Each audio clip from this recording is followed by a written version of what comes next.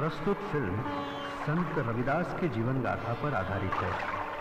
ऐसा माना जाता है कि संत रविदास का जन्म वाराणसी के पास तत्कालीन काशी राज्य में मंडुआडीह नामक ग्राम में सन 1400 ईस्वी में माघ पूर्णिमा को रविवार के दिन हुआ था।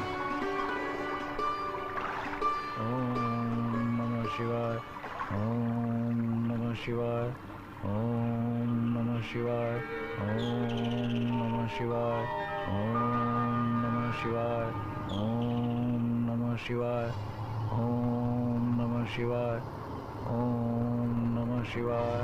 हे तपस्वी, अपनी आंखें खोलो। हम तुम्हारी तपस्या से अति प्रसन्न हुए। कहो, किस कारण तपस्या कर रहे हो? प्रभु, ये आपकी वाणी है। प्रभु, मुझे अपने कानों पर विश्वास नहीं हो रहा है। हे प्रभु, यदि आपकी वाणी है तो मैं आपकी वाणी सुनकर धन्य हो गया। प्रभु, आप तो अंतर्यामी हैं। आप तो जानते हैं कि मैं संतान विहीन हूँ। बस इसीलिए मैं तपस्या कर रहा था।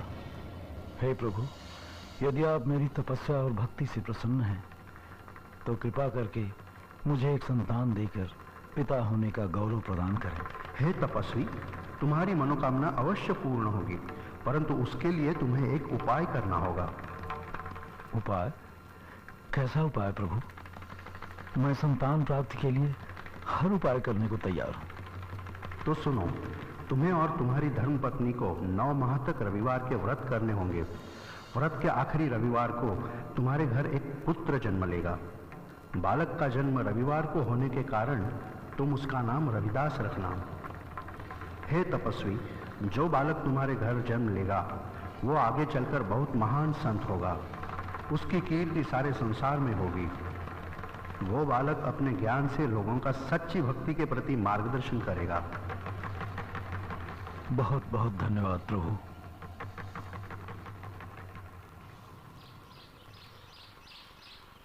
अरे भगवान, कहाँ हो तुम?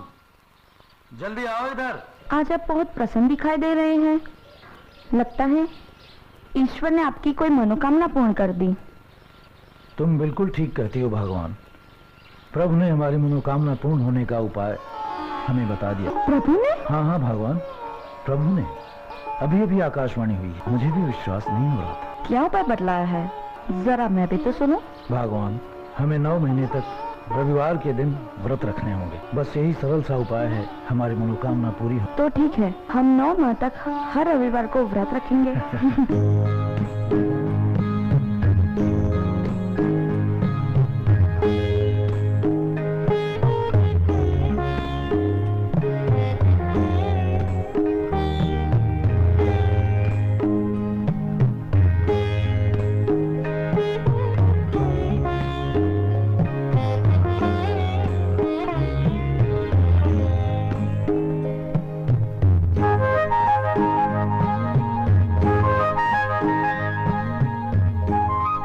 बहन, पता नहीं क्यों मेरा लाल दूध नहीं पी रहा। अरे तो ठीक से दूध नहीं पिला रही होगी। नहीं बहन, मैंने बहुत कोशिश की। तुम ऐसा करो, इसके पिताजी को बुला लो।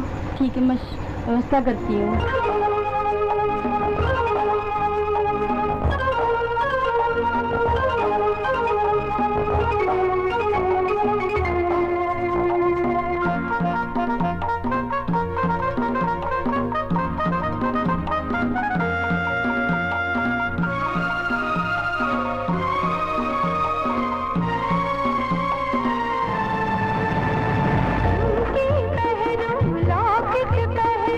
और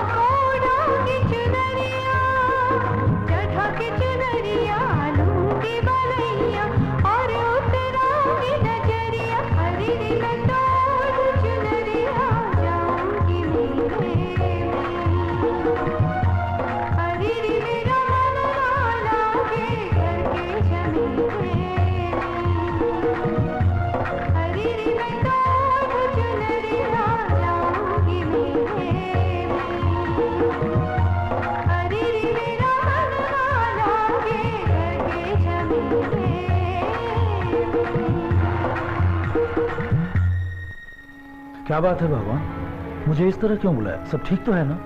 स्वामी मन नहीं कर रहा है। आप ऐसा कीजिए, जल्दी से जाके किसी वैद्यराज को बुला के लाइए। अच्छा अच्छा, तुम धैर्य से काम लो, अपने आप को और बच्चे को संभालो। मैं अभी वैद्यराज को लेकर आता हूँ। वैद्यराज जी प्रणाम। प्रणाम भाई। अरे रघु, तुम इतने घबराए हुए क्यों? सब कुशल तो है? कुछ भी कुशल से नहीं है वैद्यराज जी, इसीलिए तो आपके पास आया हूँ। क्यों, क्या हुआ? जरा बैठकर अपनी समस्या बताओ। बैठने का समय नहीं है वैद्यराज जी, जल्दी से उठिए और चलिए मेरे साथ। ठीक है भाई, चलो।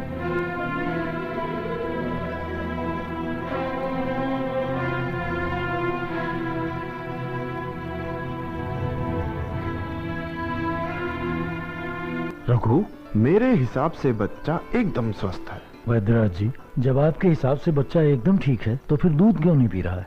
जरा इसका चेहरा देखिए, दूध न पी पाने की वजह से इसका स्वास्थ्य बिगड़ता जा रहा है। वैद्यराज जी, मैं इसकी माँ हूँ, इसके पल पल की खबर मुझे है। आप एक बार दोबारा इसका परीक्षण करके देखिए ना। पुत्री, मैं बिल्कुल ठीक से देखने के बाद ही अपनी राय दे रहा हूँ। तुम्हारा पुत्र बिल्कुल स्वस्थ है। हाँ, ये हो सकता है इसके दुग्ध पान न करने का कारण कुछ और हो। कुछ और क्या कारण हो सकता है वैद्यराज जी? बेटा, हो सकता है इसमें कुछ प्रभु की लीला हो। प्रभु की लीला प्रभु ही जाने। अच्छा, अब मुझे आज्ञा दो, मैं चलूं। अच्छा, नमस्ते।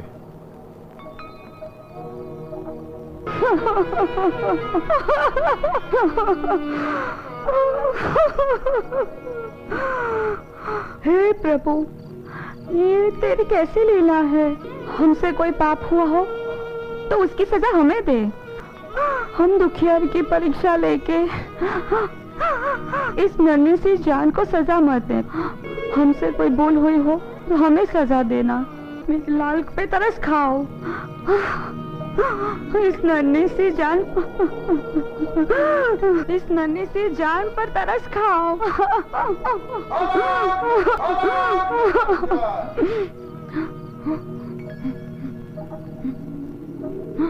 आलोक निरंजन। प्रणाम महाराज। कल्याण हो बेटा। बेटा, भिक्षा मिलेगी, भोजन करना है। क्षमा करें महाराज, मैं आपको भोजन नहीं करा सकता। क्यों बच्चा, क्या बात है? महाराज, हमारे पुत्र का स्वास्थ्य खराब होने के कारण घर में चूल्हा नहीं जला है। कोई बात नहीं बेटा, क्या मैं जान सकता हूँ कि तेरे पुत्रों को हुआ क्या है? महाराज, मैं क्या बताऊं, कुछ मालूम ही नहीं हो पा रहा है। जब से हमारे पुत्र ने जन्म लिया है, अपनी माँ का दुग्धपान नहीं कर रहा है, जिससे उसका स्वास्थ्य गिरता जा रहा है। वैद्यराज जी का कहना है कि दुग्धपान न करने का कारण प्रभु की कोई लीला है। हमारी तो समझ में नहीं आ रहा है कि हम क्या करें। धैर्य रखो, धैर्य रखो। यदि ईश्वर ने चाहा तो सब ठीक हो जाएगा। बेटा, क्या तुम मुझे एक बार अपने बालक को दिखा सकोगे? क्यों नहीं महाराज, आइए आइए महाराज, आइए। ये रहा हमारा पुत्र।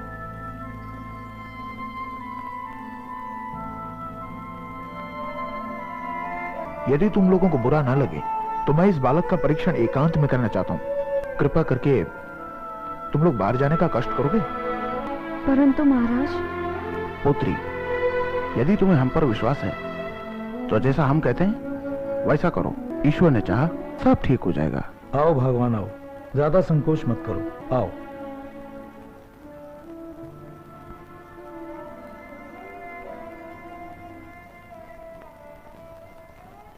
कहो मेरे प्रिय शिष्य, कैसा लग रहा है तुम्हें ये तुम्हारा नया जीवन? और हाँ, एक बात बताओ, क्यों दुग्धपान त्याग कर अपनी जीवन लीला समाप्त करना चाहते हो? गुरुदेव, आप तो सब कुछ जानते हैं। जब पूर्व जन्म में मैं एक ब्राह्मण था और आपका प्रिय शिष्य भी, तब एक दिन आपने एक शूद्र के यहाँ से भिक्षा लाने के कारण मुझे श्राप दे दिया था कि जा, तेरा अगला जन्म इसी जाति में होगा। तो गुरुदेव, आप ही मेरी दुविधा को दूर करें। जब तक मुझे इस जाति में जन्म लेने का उद्देश्य तथा उस उद्देश्य को पूरा करने के लिए आपका आशीर्वाद नहीं मिल जाता, तब तक मैं दुग्धपान नहीं करूंगा। बेटा, मेरा आशीर्वाद तो सदैव तुम्हारे साथ है। मेरा शाप तो एक बहाना था। इस जाति के उद्धार के लिए ही तुम्हारा जन्म इस जाति में हुआ है। तुम्हें अपने ज्ञान के द्वारा लोगों का प्रभु के प्रति सही भक्ति का मार्गदर्शन करना होगा। तुम उस माँ से अन्याय मत करो जिसने तुम्हें जन्म दिया है। माँ माँ होती है बेटा, उसे और मत सताओ। दुग्ध पान कर उसे उसका माँ होने का गौरव प्रदान करो बेटा। जैसी आपकी आज्ञा गुरुदेव। परंतु इस संसार में ऊंच नीच का बड़ा भेदभाव है। लोग छोटी जाति वालों से घृणा करते हैं। यहाँ मनुष्य मनुष्य के पास बैठना तो दूर, उनकी बातें सुनना भी पसंद नहीं करता। सच बड़ा दुख होता है ये सब कुछ देखकर। बेटा, इस कारण ही तुम्हारा जन्म इस छोटी जाति में हुआ है। तुम्हें अपने ज्ञान और भक्ति से लोगों की सोच बदलनी है। तुम अपने ज्ञान का प्रकाश हर तरफ फैलाओ और लोगों का सही मार्गदर्शन करो। गुरुदेव, मैं आपके आशीर्वाद को कभी व्यर्थ नहीं जाने दूंगा। जब तक इस शरीर में प्राण है तब तक मैं अपने जन्म लेने के उद्देश्य को पूरा करता रहूंगा। मैं आपको कभी निराश नहीं करूंगा। परंतु मेरी एक इच्छा है गुरुदेव। कहो पुत्र, जन कल्याण के लिए अपनी इच्छा कहो। गुरुदेव, मेरी इच्छा है कि समाज के सभी वर्गों के लोग मेरे घर भोजन ग्रहण करें। मेरा आशीर्वाद तुम्हारे साथ है पुत्र। तुम्हारी इच्छा अवश्य पूर्ण होगी।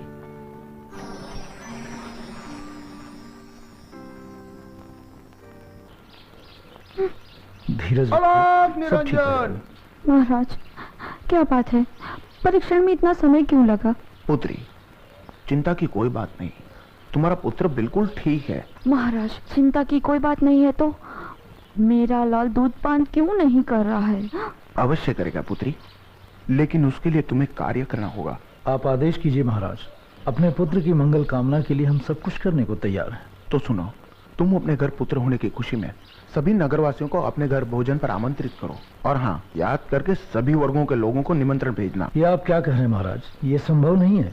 आपको शायद पता नहीं है कि मैं छोटी जात से और उच्च जात के लोग हमारे यहाँ भोजन करना तो दूर, हमारी बस्ती से गुजरना भी पसंद नहीं करते। और आप कहते हैं कि मैं उनको भोजन पर आमंत्रित करूं। ये कतई संभव नहीं है महाराज। बेटा, तुम निराशावादी की तरह बातें क्यों करते हो? तुम सच्चे मन से प्रयत्न करो, बाकी सब ईश्वर के ऊपर छोड़ दो। महाराज, आप ठीक कहते हैं। आपकी आज्ञा का पालन होगा। अच्छा बेटा, हम चलते हैं। ईश्वर ने चाहा तो सब अच्छा होगा। अलख निरंजन।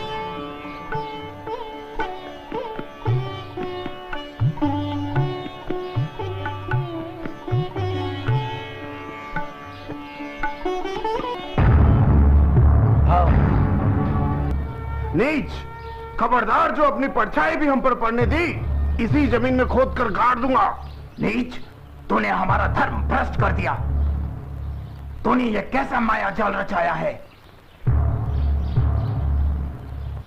आप लोग यूं क्रोधित न हो। मैंने कोई माया जाल नहीं रचाया है। मेरे यहाँ पुत्र होने की खुशी में मैंने आप सब लोगों को निमंत्रण भेजा था, जो आप लोगों ने खुशी खुशी स्वीकार कर लिया। आप सब यहाँ अपनी इच्छा से पधारे हैं। खुशी तो दूर की बात, हम तो तुम्हारे यहाँ बात पे भी नहीं आना चाहते। अब हम तुझे नहीं छोड़ेंगे। ठहरो, यहाँ उपस्थित भद्रजनों, ध्यान से सुनो। तुम सभी वर्ग के लोगों को यहाँ बुलाकर भोजन करवाने की लीला हमारी थी। जिस बालक ने रघु के घर में जन्म लिया है वह बहुत ज्ञानी विद्वान एवं सच्चा ईश्वर भक्त है। वह पूर्व जन्म में संत कुमार नाम का ब्राह्मण था। श्रापवश उसका जन्म रघु के घर हुआ है। उसी की इच्छा थी आप सब लोग एक साथ सभी भेदभाव मिटाकर भोजन करें। बस उसी की इच्छा पूरी करने के लिए हमने ये लीला रची है। इसमें रघु का कोई दोष नहीं है। क्या माया थी ये कुछ पता ही नहीं चला। चलो शीघ्र स्नान करके पवित्र होते हैं। चलो।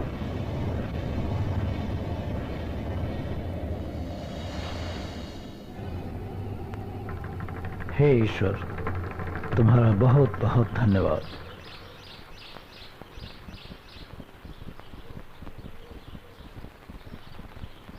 देखो जी, हमारा बेटा अब बड़ा हो चुका है। दिन रात साधु संतों की सेवा, भजन, कीर्तन में लगा रहता है।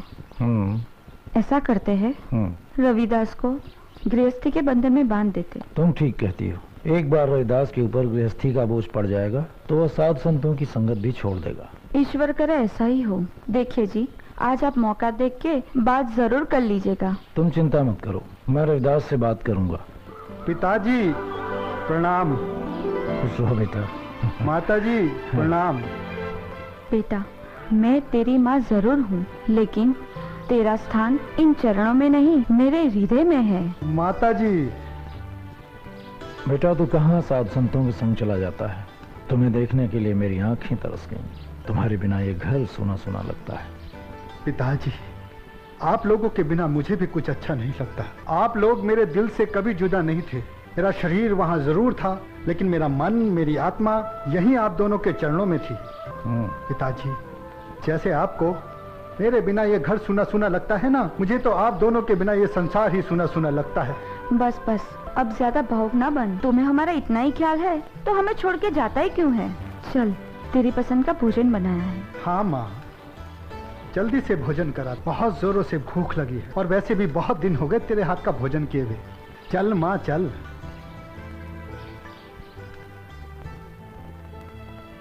बेटा, अब तुम बड़े हो गए हो। भविष्य के बारे में क्या सोचा है तुमने?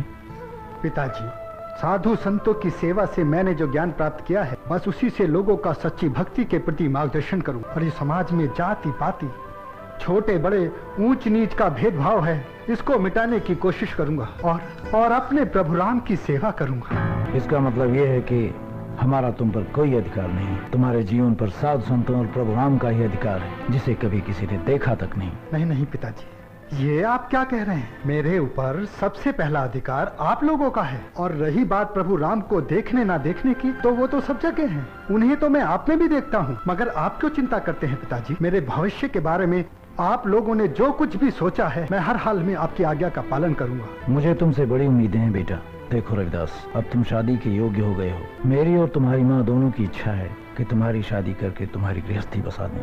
देखो बेटा, इनकार मत करना, लेकिन तुम चाहो तो अपना विचार बता सकते हो। मुझे लगता है आप लोग निर्णय कर चुके हैं, तो फिर विचार की क्या आवश्यकता है? विचार तो निर्णय से पहले किया जाता है। लेकिन पिताजी, मैं आपसे एक बात जरूर जानना चाहूंगा। हाँ, क्यों नहीं, बोलो क्या जानना चाहते हो? पिताजी, क्या मनुष्य जीवन सिर्फ गृहस्थी बसाने के लिए प्राप्त होता है? क्या हमारा समाज और प्रभु के प्रति कोई उत्तरदायित्व नहीं?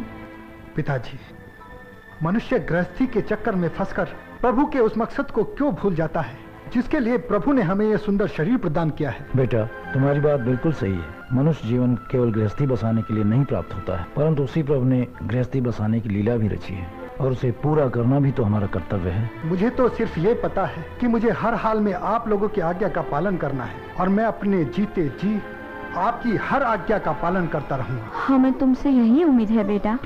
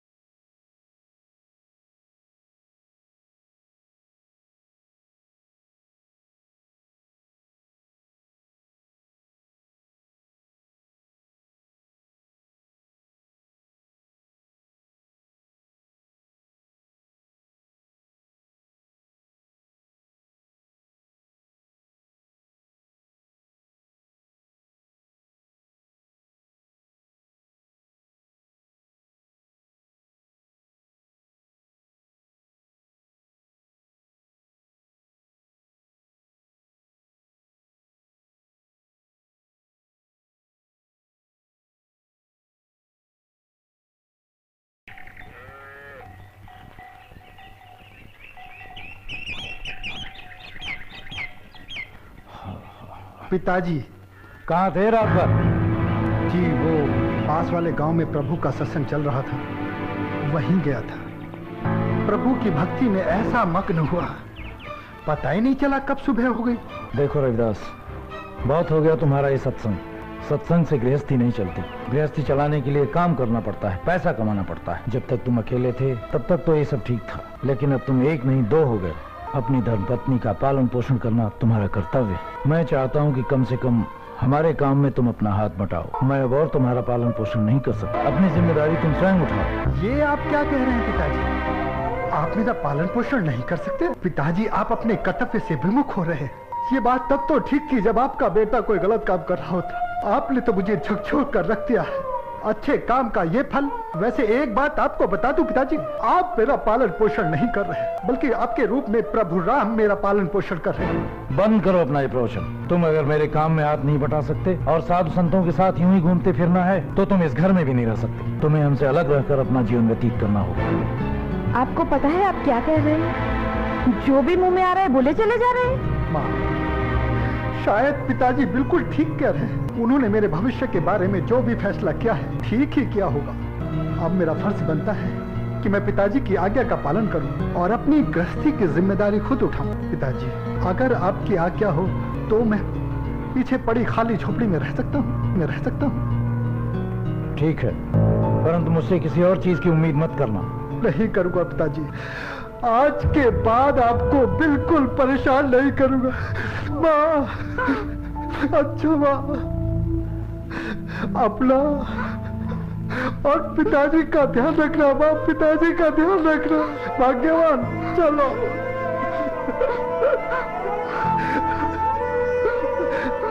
नहीं बेटा, नहीं, हमें छोड़ के मत जा।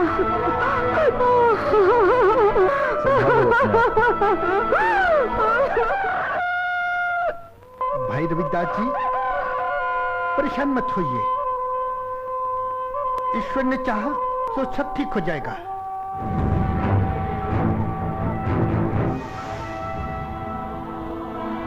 मौसी, मौसी, मौसी, सब ठीक है ना? अरे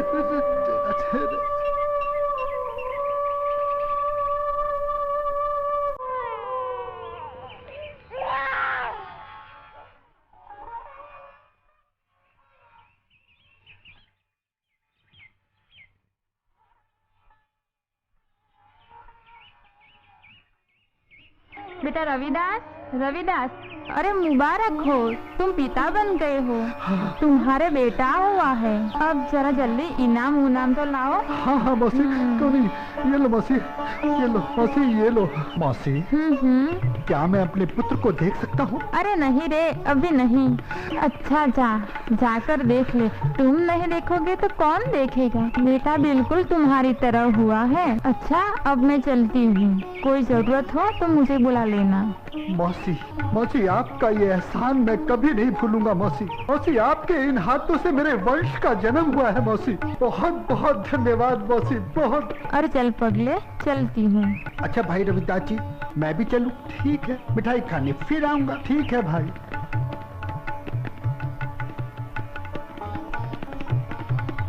तुम दोनों ठीक हो ना भाग्यवान? जी हाँ, बहुत बहुत बधाई हो, आप पिता बन गए। बधाई की असली हकदार तो तुम हो भाग्यवान। अगर तुम ना होती तो मुझे पिता होने का गौरव ना मिल पाता।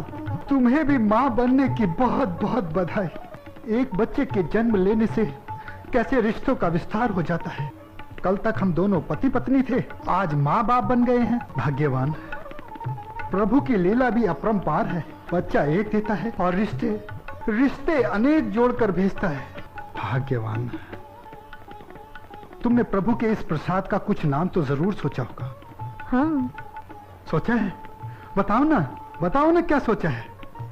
मैंने सोचा था कि अगर हमारे घर पुत्र पैदा होगा तो उसका नाम विजयदास रखेंगे। अति उत्तम, अति उत्तम, बड़ा ही सुंदर नाम है।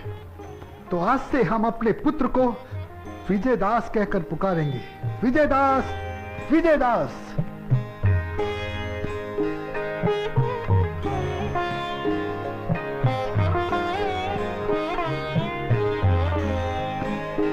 प्रभु जी हम मोरा प्रभु जी, तुम घन बन हम मोरा। जैसे चितवत चांद चकोरा, जैसे चितवत चांद चकोरा प्रभु जी,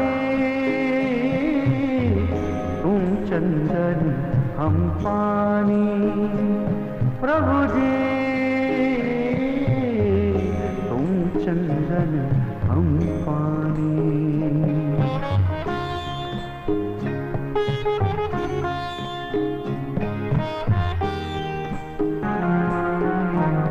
प्रभु जी तुम दीपक हम बाती प्रभु जी, तुम दीपक हम बाती। जाकी जोत बरे दिन राती, जाकी जोत बरे दिन राती प्रभु जी, तुम चंदन हम पानी प्रभु जी, तुम चंदन हम पानी।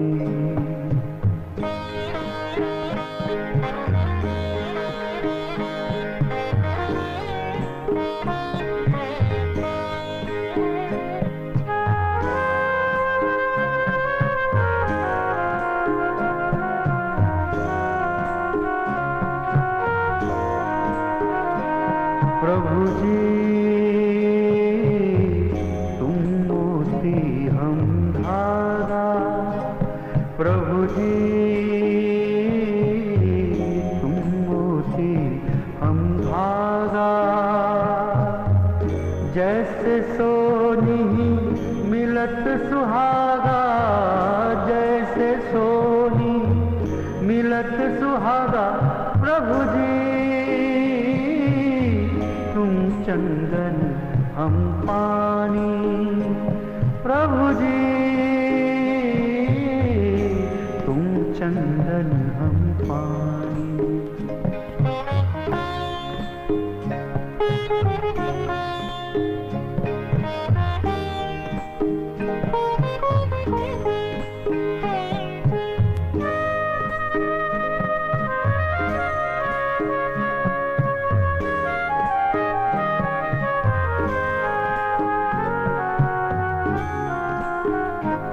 प्रभु जी तुम स्वामी हम दासा प्रभु जी, तुम स्वामी हम दासा। ऐसी भक्ति कर रही दासा, ऐसी भक्ति कर रही दासा प्रभु जी, तुम चंदन हम पानी प्रभु जी,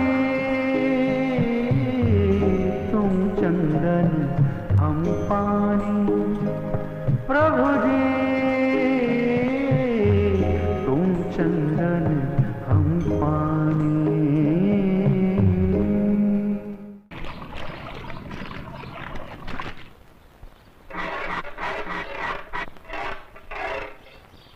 ए, सुनो, हमारी जूती टूट गई है, क्या तुम इसे ठीक कर दोगे? हाँ हाँ शास्त्री जी, क्यों नहीं। अरे यही तो मेरा काम है, लाइए दे दीजिए।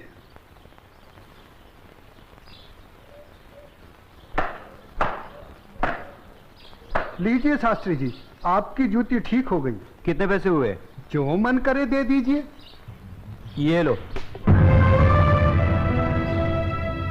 शास्त्री जी बुरा ना मानो तो एक बात पूछूं?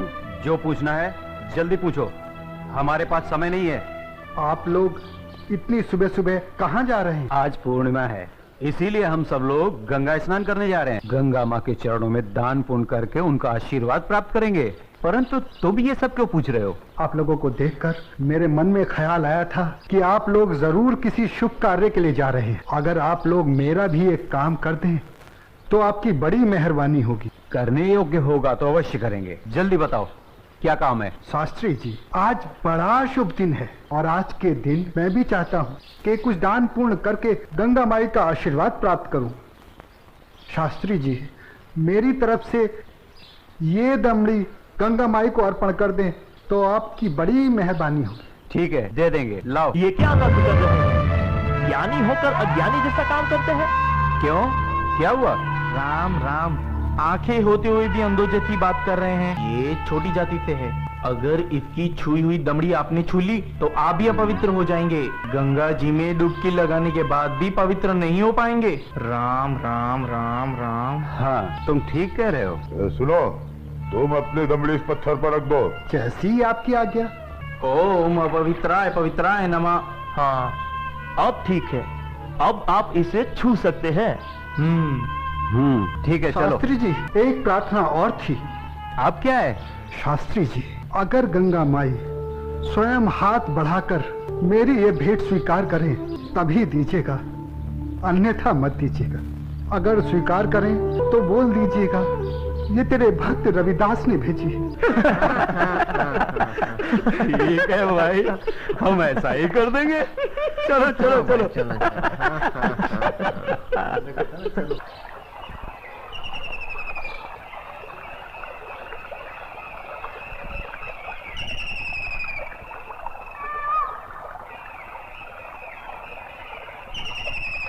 जय हो गंगा मैया की।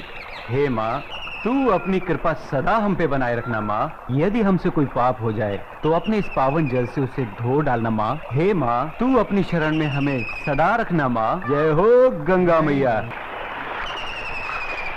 अरे मित्रा, आप कुछ भूल रहे हैं। क्या? अरे वही शूद्र जिससे आपने अपनी जूती ठीक करवाई थी, उसकी दी हुई दमड़ी। अरे उसने कहा था कि स्वयं गंगा माता हाथों से स्वीकार करे तो देना, अन्यथा नहीं। पागल कहीं का। अरे भाई, याद आया याद आया। यही दमड़ी ना? हाँ हाँ हाँ। हे गंगा मैया, ये दमड़ी उस शुद्ध रविदास ने आपको भेंट करने के लिए दी है और ये भी कहा है यदि आप स्वयं अपने हाथों से इसे स्वीकार करें तो ही हम आपको दें। जय हो गंगा मैया। अरे गुरुजी, आप भी क्या उस शूद्र की बातों में आ गए? भला ऐसा भी कहीं हो सकता है कि स्वयं गंगा माँ अपने हाथों से उस शूद्र की भेंट स्वीकार करे? अरे जब हम लोग शूद्र की दी हुई चीज नहीं लेते तो ये गंगा मैया कैसे लेंगी? मैं एक काम करता हूँ, ये दमड़ी मैं अपने पास रख लेता हूँ। मेरा आने और जाने का खर्चा निकल जाएगा। आज दान और पुण्य में बहुत खर्चा हो गया है। ठीक है भाई, इस दमड़ी को तुम ही रख लो। अब चले? चलो भाइयों। ठहरो, इधर लाओ। मेरे भक्त रविदास की दी हुई भेंट मुझे दे दो। मैं अपने भक्त की भेंट स्वीकार करती हूँ। मैं अपने भक्त की भक्ति से बहुत प्रसन्न हूँ। लाओ, वो दमड़ी मुझे दे दो।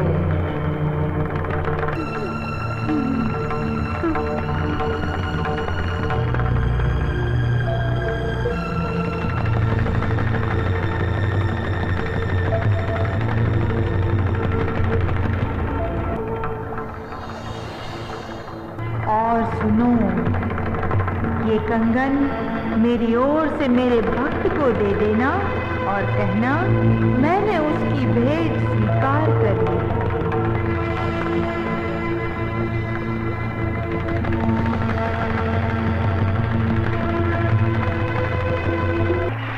चलो भाई, चलो यहाँ से जल्दी चलो। ये मुझे लगता है ये जरूर उस शूद्र का फैलाया कोई माया जाल है। चलो। गुरुजी, हमारी आंखों ने जो देखा और हमारी कानों ने जो सुना, क्या वो सच था? वो तो एकदम सच था, किंतु ये बिल्कुल सच नहीं था कि गंगा माँ ने स्वयं अपने हाथों से उस शुद्ध रविदास की भेंट स्वीकार की। और मुझे तो लगता है ये शुद्ध रविदास कोई बहुत बड़ा मायावी है। हाँ, मुझे भी यही लगता है। मैं अपनी आंखों और कानों पर अभी तक विश्वास नहीं कर पा रहा हूँ। परंतु एक बात मेरी समझ में नहीं आ रही कि इस तरह के मायावी चमत्कार दिखाकर उस शुद्ध रविदास को क्या प्राप्त होगा? प्रसिद्धि। हाँ हाँ, प्रसिद्धि। वो यही चाहता है कि हम उसके इस माया जल को चमत्कार समझें। तो आगे की कहानी मेरी पूरी तरह से समझ में आ गई। वो शूद्र यही चाहता है कि उसके इस चमत्कार की चर्चा हम पूरे राज्य में करें, जिससे राज्य के भोले भाले लोग उसे गंगा माँ का सच्चा भक्त समझकर उसकी पूजा करने लगे। आप बिल्कुल सही कह रहे हैं, लेकिन इस कंगन का क्या करें?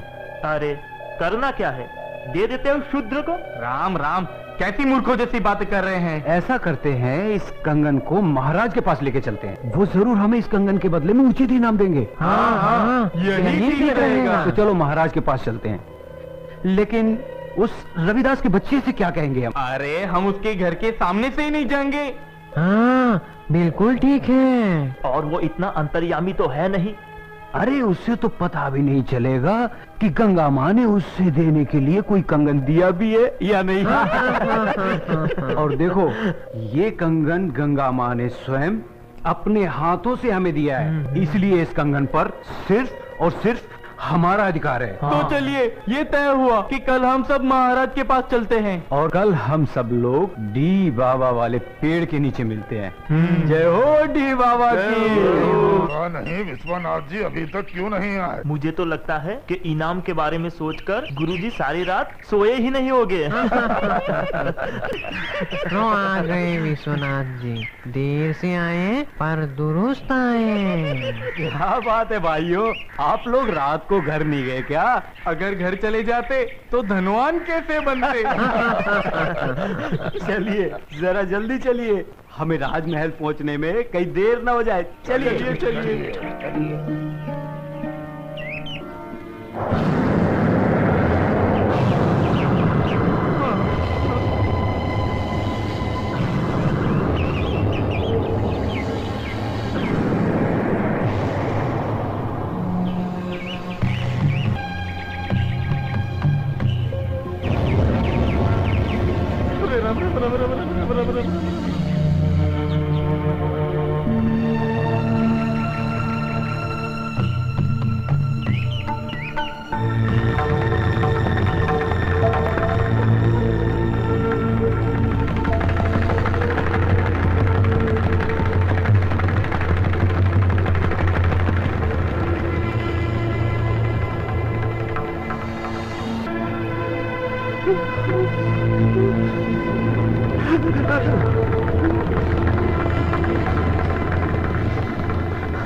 अब ये कौन सी माया है शूद्र रविदास की? गुरुजी, इस पर ध्यान मत दीजिए, पतली गली पकड़िए और निकल लीजिए। हाँ हाँ, चलो शाही बाग तक तो आ गए। गुरुजी, आप ये बार बार पीछे मुड़कर क्या देख रहे हैं? कुछ नहीं, मैं तो देख रहा था अपने वो गुरु हरिशंकर जी कहाँ रह गए। लगता है वो डर गए और घर गए। डरपो कहीं का। चलो महाराज से मिलते हैं। अरे भाई द्वारपाल, हम लोगों को महाराज से अभी मिलना है। अभी सूचना देता हूँ। रुको, पंडित जी के लिए सूचना की कोई आवश्यकता नहीं है, इन्हें महाराज से अभी मिला देते हैं। आइए। चलो भाइयों, चलो।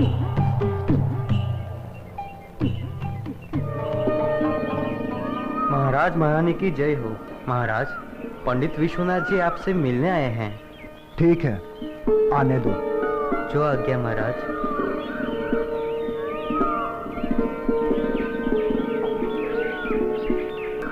महाराज की जय हो। महाराजा काशी नरेश और महारानी को मेरा प्रणाम स्वीकार हो।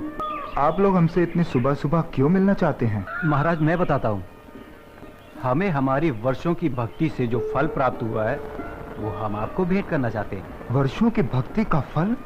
हमें तो कुछ समझ में नहीं आया। अगर भक्ति का फल आप लोगों को मिला है तो उसे आप हमें क्यों देना चाहते हैं? क्योंकि महाराज ये हमारे किसी काम का नहीं, ये तो सिर्फ महारानी जी के योग्य है। ये तो वास्तव में बहुत अद्भुत कंगन है, लेकिन ये तुम्हें कैसे प्राप्त हुआ? महाराज, ये कंगन हमारी भक्ति से प्रसन्न होकर स्वयं गंगा माँ ने भेंट स्वरूप हमें दिया है। क्या कहा? स्वयं गंगा जी ने आप लोगों को यह कंगन दिया है? सच महाराज, यह तो बड़ा अद्भुत कंगन है, इसने तो हमारा मन मोह लिया है। लेकिन इस एक कंगन का हम क्या करेंगे? इनसे कहिए इसके साथ का एक और कंगन लाकर दे। सुन लिया विश्वनाथ जी, अब आप लोग पूजा और भक्ति करके गंगा माँ से हमें इसमें का दूसरा कंगन भी ला कर दें, हम आपको मुंह मांगा इनाम देंगे। क्षमा करें महाराज, लेकिन इसमें का दूसरा कंगन हम आपको नहीं दे सकते। क्यों नहीं दे सकते? हमारी आज्ञा का उल्लंघन करने की तुम्हारी हिम्मत। असल में महाराज, ये कंगन गंगा माँ ने हमारी भक्ति से प्रसन्न होकर हमें नहीं दिया, बल्कि उस शूद्र रविदास की भक्ति से प्रसन्न होकर उसे भेंट करने के लिए दिया है। क्या कहा? गंगा माँ ने स्वयं ये कंगन रविदास को भेंट करने को दिया है? हमें यकीन नहीं हो रहा, हमें सारी घटना विस्तार से बताओ। बताता हूँ।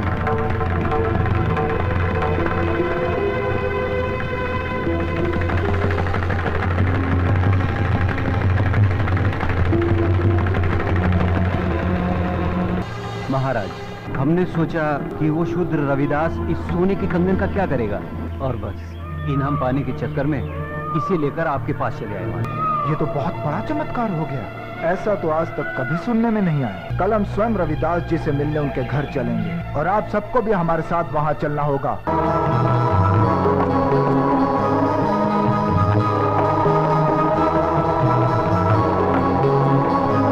अपनी छाया में भगवन बिठा ले मुझे,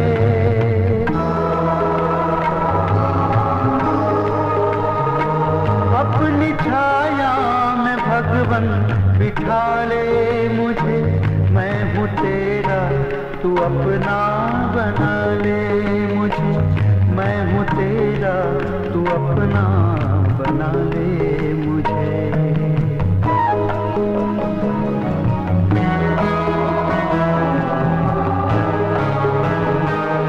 मुझे गम का न गम न खुशी की खुशी, मुझे गम का न गम न खुशी की खुशी, है अंधेरा भी मेरे लिए अब रोशनी, भूल जाऊं तो जग से उठा ले मुझे, भूल जाऊं तो जग से उठा ले मुझे, मैं हूँ तेरा तू अपना बना ले मुझे, मैं हूँ तेरा तू अपना बना ले मुझे।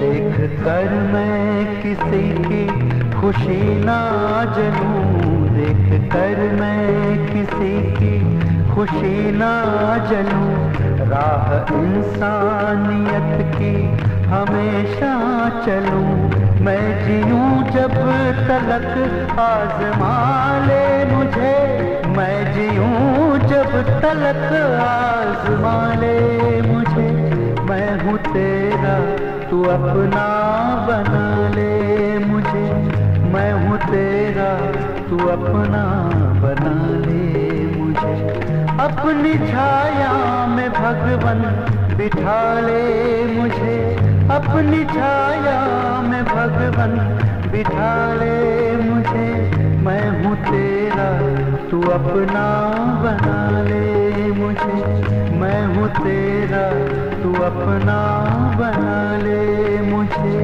मैं हूँ तेरा तू अपना बना ले मुझे। भाई रविदास, रविदास! क्या हुआ भाई? आपके घर काशी नरेश आ रहे हैं। अच्छा अच्छा अच्छा।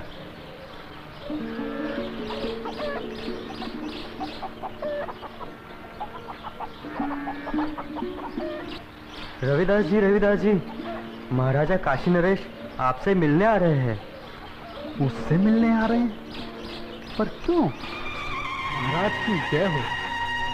महाराज, आपने आने का कष्ट क्यों किया? अगर मुझसे कुछ अपराध हुआ है तो मुझे बुलावा भेज दिया होता, मैं स्वयं हाजिर हो जाता। वाह ढोंगी वाह, बनकर अपना भोलेपन का नाटक। महाराज, इसके भोलेपन पर मत चलिएगा, बहुत बड़ा ढोंगी और मायावी। तुम चुप रहो, हमारे सामने फिजूल की बात की तो जुबान कटवा देंगे। रविदास जी, तुमसे कोई अपराध नहीं हुआ है जो तुम्हें हमारे समक्ष उपस्थित होना पड़ता। दरअसल हम यहाँ अपने स्वार्थ और लालच के कारण आए हैं। हम तुमसे कुछ मांगना चाहते हैं। ये आप क्या कह रहे हैं महाराज? मैं गरीब भला आपको क्या दे सकता हूँ? मैं तो जूते बनाकर चमड़े का छोटा मोटा काम करके बड़ी मुश्किल से अपनी गृहस्थी पालता हूँ। आप तो राजा हैं। आपकी कृपा से तो ना जाने कितने घरों के चूल्हे रोज जलते हैं। रविदास जी, हमें इसमें का दूसरा कंगन चाहिए जो केवल तुम ही हमें दे सकते हो। मैं? इसमें का दूसरा कंगन मांगना हमारी मजबूरी है। इस कंगन ने हमारी महारानी का मन मोह लिया है। ये कैसे संभव है महाराज? भला मैं इसमें का दूसरा कंगन कैसे दे सकता हूँ? ये तो बड़ा मूल्यवान लगता है और मेरी ये हालत आपसे छुपी हुई नहीं है महाराज। रविदास जी, ये कंगन हमें तुम्हारी बदौलत ही प्राप्त हुआ है। मेरी बदौलत आपको ये कंगन प्राप्त हुआ है? महाराज, मैं कुछ समझा नहीं।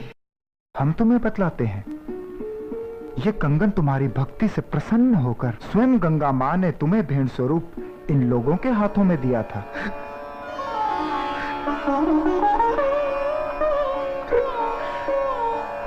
आप सच कह रहे हैं ना महाराज?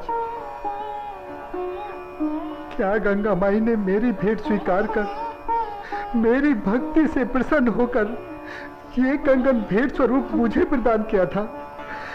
तेरा लाख लाख शुक्र है गंगा माँ।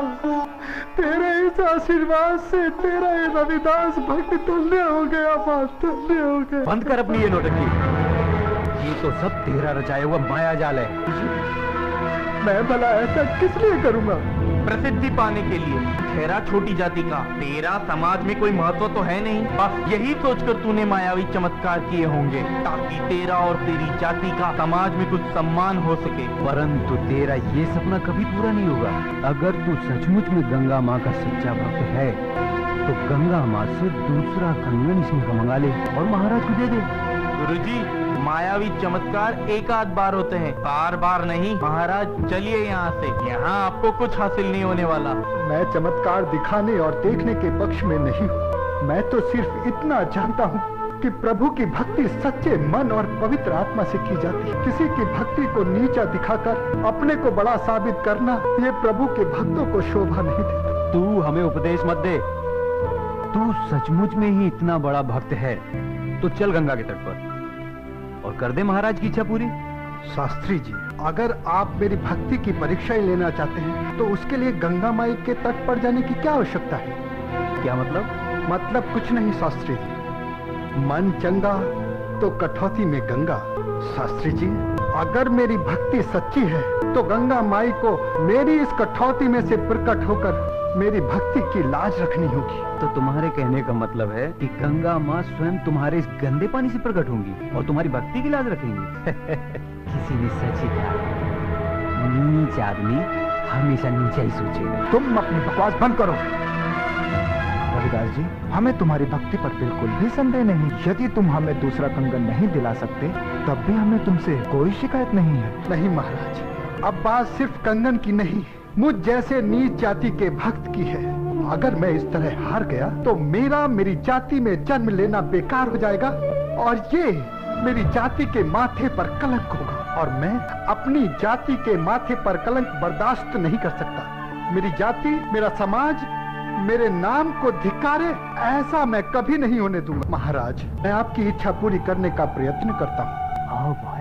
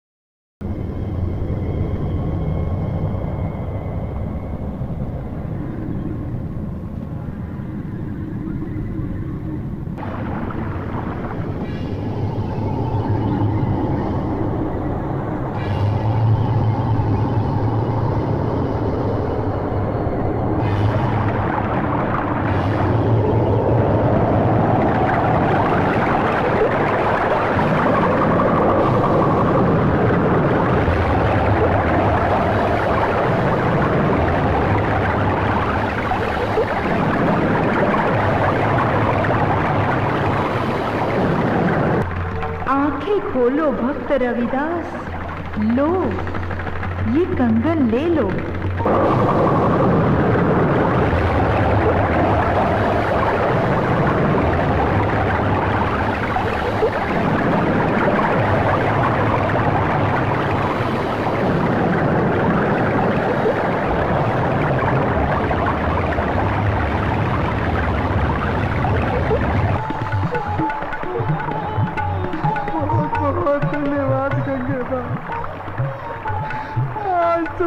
छोटी जाति को और छोटा होने से बचा लिया माँ। तूने मेरी लाज रख ली माँ, वरना तेरा ये भक्ति रविदास आज किसी को मुंह दिखाने के काबिल न रहता माँ।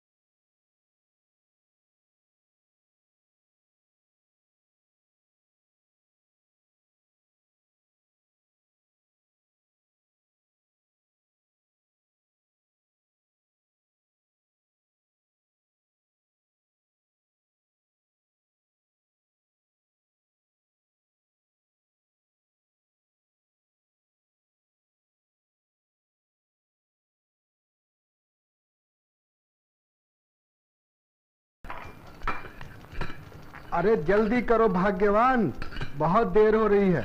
हाँ हाँ बस हो गया। पिताजी हम हलवा लेकर कहाँ जा रहे हैं? बेटा आज रामनवमी है, हम प्रभु राम का प्रसाद सारे गांव में बांटेंगे और फिर सत्संग करेंगे। पिताजी मुझे भी मंदिर ले चलो ना, मैं भी भगवान के दर्शन करना चाहता हूँ। बेटा भगवान के दर्शन के लिए मंदिर में जाने की क्या आवश्यकता है? भगवान तो सब जगह है, तुम में, मुझ में, सब में। और वैसे भी बेटा ये समाज बड़ा कठोर है।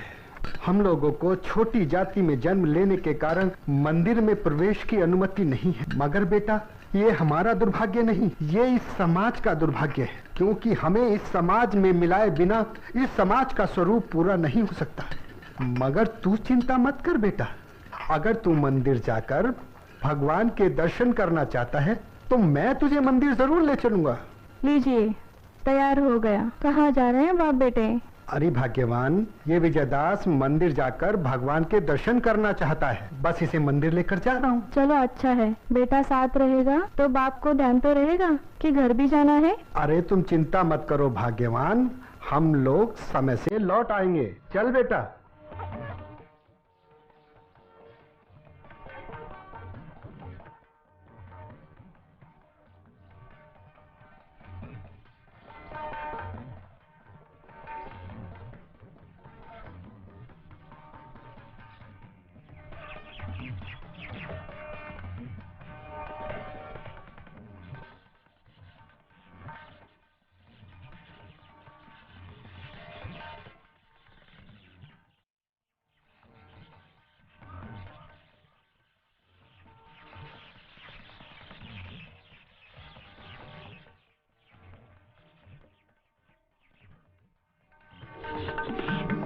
अरे सेठ जी प्रणाम।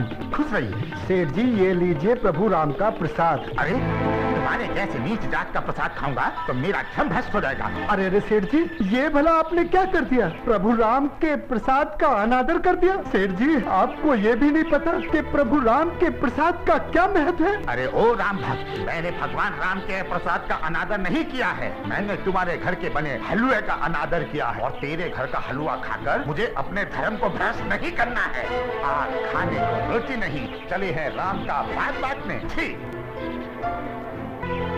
प्रभु राम ही इन्हें सद्बुद्धि देंगे। इन्हें नहीं पता इन्होंने कितना बड़ा अपराध किया है। हे प्रभु इनको सद्बुद्धि दो मेरे प्रभु। चल बेटा।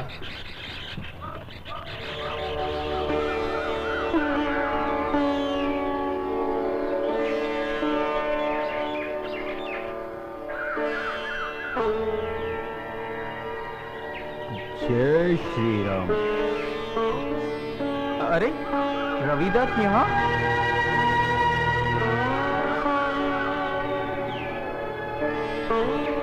अरे ये तो मंदिर की तरफ ही आ रहा है। लगता है दर्शन के लिए आ रहा है। क्या एक अछूत का मंदिर में प्रवेश उचित है? नहीं, बिल्कुल नहीं। वही तो, फिर हम क्या करें? हम उसे मंदिर में हरगिज नहीं घुसने देंगे। हाँ। खबरदार, अब आगे एक कदम भी तुमने बढ़ाया तो मुझसे बुरा कोई नहीं होगा। शास्त्री जी, ये भला आप क्या कह रहे हैं? शास्त्री जी, आज रामनवमी है और मेरा बेटा भी प्रभु राम के दर्शन करना चाहता है। दर्शन करने की इच्छा है तो अपने घर पे जाके दर्शन करो। ये मंदिर तुम जैसे अछूतों के लिए नहीं है, ये मंदिर हमारा है, हमारे प्रभु श्री राम का। और फिर तुम्हारी हिम्मत कैसे हुई हमारे मंदिर में प्रवेश करने की? यहाँ पे आके सारा मंदिर गंदा कर दिया। शास्त्री जी, मेरे आने से मंदिर अपवित्र नहीं हुआ है, बल्कि अपवित्र हुआ है आपकी छोटी सोच के कारण। और वैसे भी कौन कहता है कि हम लोगों को मंदिर में आकर प्रभु के दर्शन करने का अधिकार नहीं है? शास्त्री जी, प्रभु किसी एक जाति या धर्म के नहीं, प्रभु तो सबके हैं। और फिर आप अहंकार में आकर सच्चाई स्वीकार नहीं कर रहे हैं। जिस परम पिता परमेश्वर की आप संतान हैं, उसी की हम भी हैं। और रही बात दर्शन करने की, तो शास्त्री जी सुन लीजिए, दर्शन तो मैं करके ही जाऊंगा। दर्शन करने से मुझे कोई नहीं रोक सकता। चल बेटा, चल बेटा, चल। तेरी ये हिम्मत कि तू अपनी बराबरी हम लोगों से कर रहा है। देख क्या रहे हो साथियों, मार के धक्के निकालो इसे यहाँ से। पिताजी,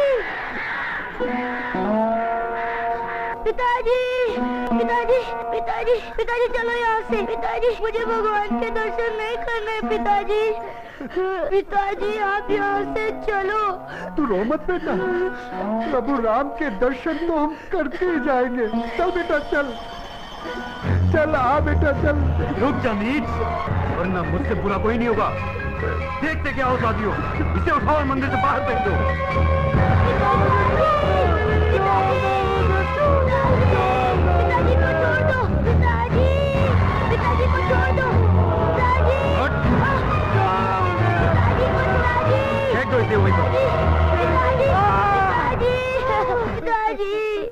ये लड़के, अगर अपने पिता की भलाई चाहता है तो ले जा यहाँ से। पिताजी, चलिए पिताजी, घर चलिए। मुझसे ही आपका अपमान देखा नहीं जाता। पिताजी, पिताजी, घर चलिए। नहीं बेटा, नहीं, ये लोग हमारा अपमान नहीं कर रहे, ये अपमान कर रहे हैं मानवता का, इंसानियत का। और बेटा, आज प्रभु राम को ये साबित करना पड़ेगा कि इन अभिमानियों में और हम में कोई अंतर नहीं।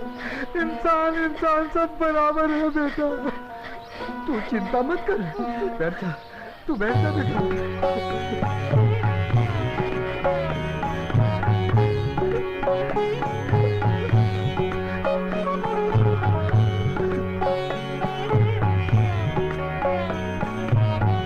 मैंने कौन सा जुल्म गुजारा,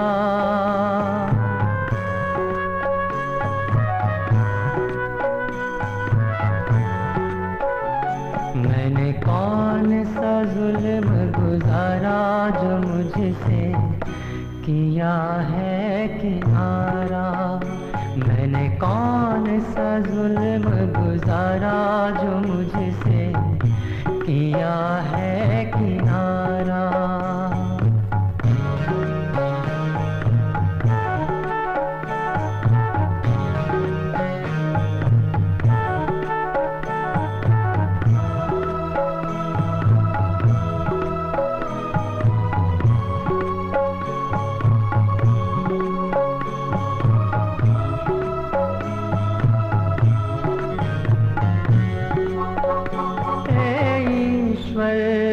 क्या बताऊं अब तुम बिन किसको सुनाऊं।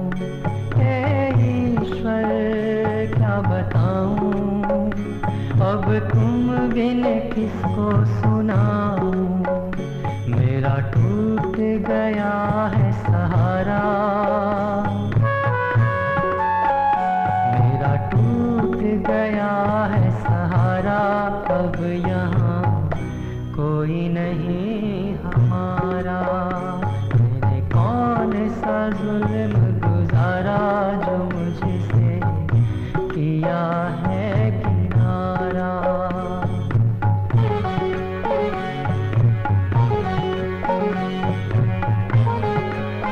ओ दुनिया के रखवाले, सुन दर्द भरे मेरे नाले।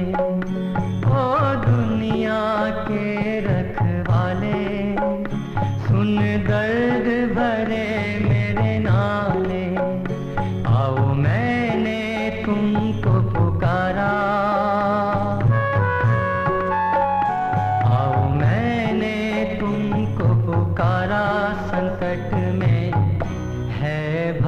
वक्त तुम्हारा, मैंने कौन सा जुल्म गुजारा जो मुझसे किया है किनारा।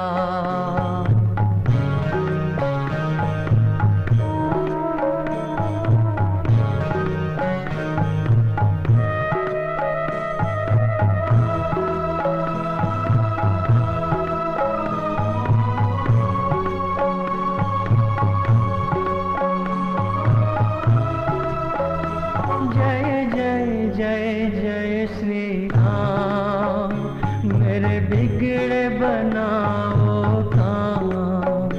जय जय जय जय श्री राम, मेरे बिगड़े बनाओ काम।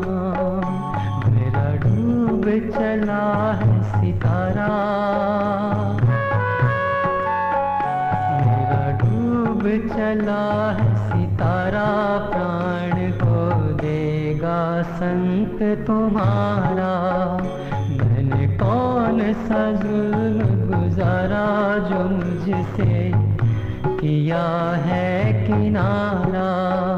मैंने कौन सा जुल्म गुजारा जो मुझसे किया है किनारा।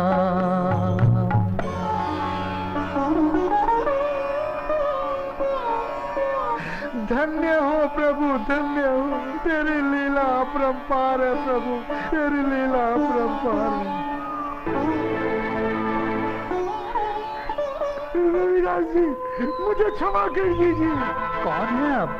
मैं वही व्यक्ति हूँ जिसने आपके प्रसाद का निरादर किया था, मगर भगवान ने मुझे उसकी सजा दे दी है। जिस घृणा से मैंने आपको अपमानित किया था, आज उसी घृणा की दृष्टि से लोग मुझे देख रहे हैं। चलो अच्छा हुआ, तुम्हें अपनी गलती का एहसास हो गया, और वैसे भी पश्चाताप से बढ़कर कोई सजा नहीं। हे प्रभु, इसको अपनी गलती का एहसास हो गया है, इसको क्षमा कर दो मेरे प्रभु। जाओ, प्रभु राम तुम्हें क्षमा करेंगे।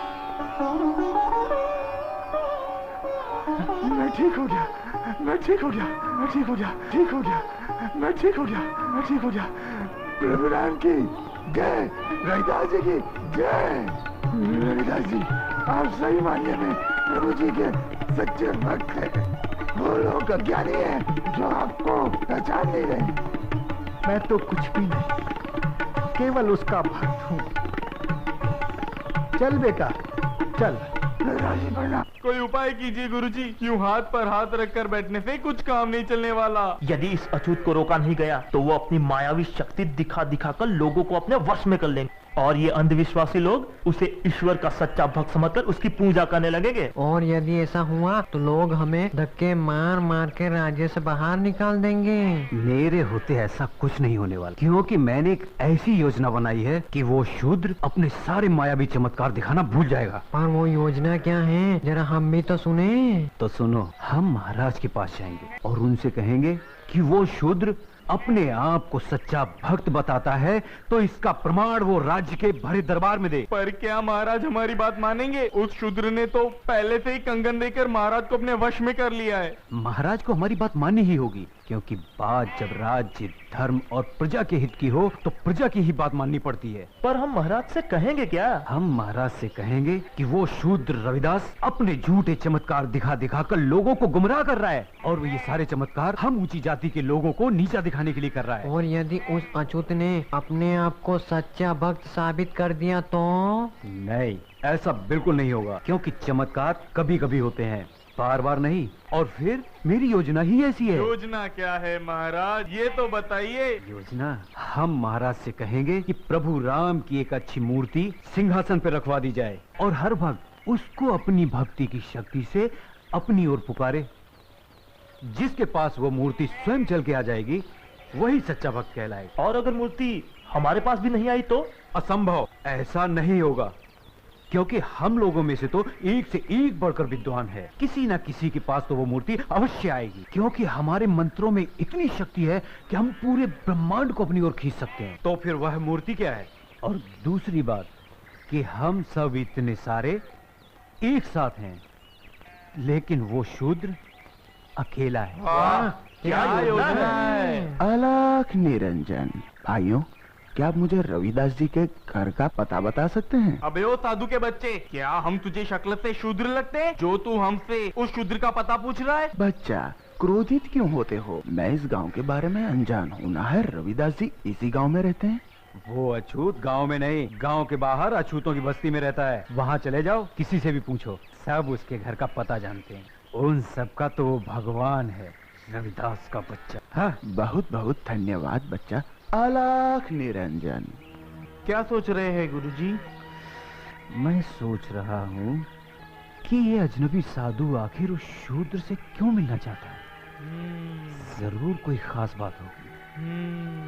शंकर दयाल, तुम उस साधु के पीछे पीछे जाओ और छुपकर सारी बातें पता करो कि वो आखिर उस रविदास से क्यों मिलना चाहता है। बाद में हम तुम्हें नदी के किनारे मिलते हैं। अलख निरंजन। रविदास जी, ओ रविदास जी। कौन है भाई? आया, अभी आया। प्रणाम महाराज। महाराज, आप कौन हैं और मेरा नाम कैसे जानते हैं? रविदास जी, प्रभु के सच्चे भक्तों को पहचान की कोई आवश्यकता नहीं होती और आपकी भक्ति की चर्चा तो पूरे राज्य में है। मैं आपकी इतनी चर्चा सुनकर ही आपसे मिलने चला आया। ये तो आपका बड़प्पन है। आइए विराजिए। अलख निरंजन। प्रणाम महाराज। लीजिए महाराज जी, पहले कुछ जलपान ग्रहण अरे कीजिए। अरे भाग्यवान, तुम ये क्या कर रही हो? भला महाराज हमारे घर का जलपान कैसे ग्रहण कर सकते हैं? क्यों नहीं कर सकता? महाराज, शायद आपको पता नहीं, हम लोग बहुत छोटी जाति से हैं। ये तुम कैसी बातें कर रहे हो रविदास जी? इतने बड़े ज्ञानी होकर अज्ञानी की तरह बातें कर रहे हो। छोटी जाति में जन्म लेने वाला मनुष्य क्या मनुष्य नहीं होता? महाराज, आप बिल्कुल ठीक कर रहे हैं, लेकिन इस समाज में मनुष्य की पहचान उसके गुणों से नहीं, उसकी जाति से होती है, उसके कर्म से होती। समाज की इस व्यवस्था को बदलना पड़ेगा और एक ना एक दिन वो वक्त आएगा, जरूर आएगा। वाह वाह रविदास जी, वाह।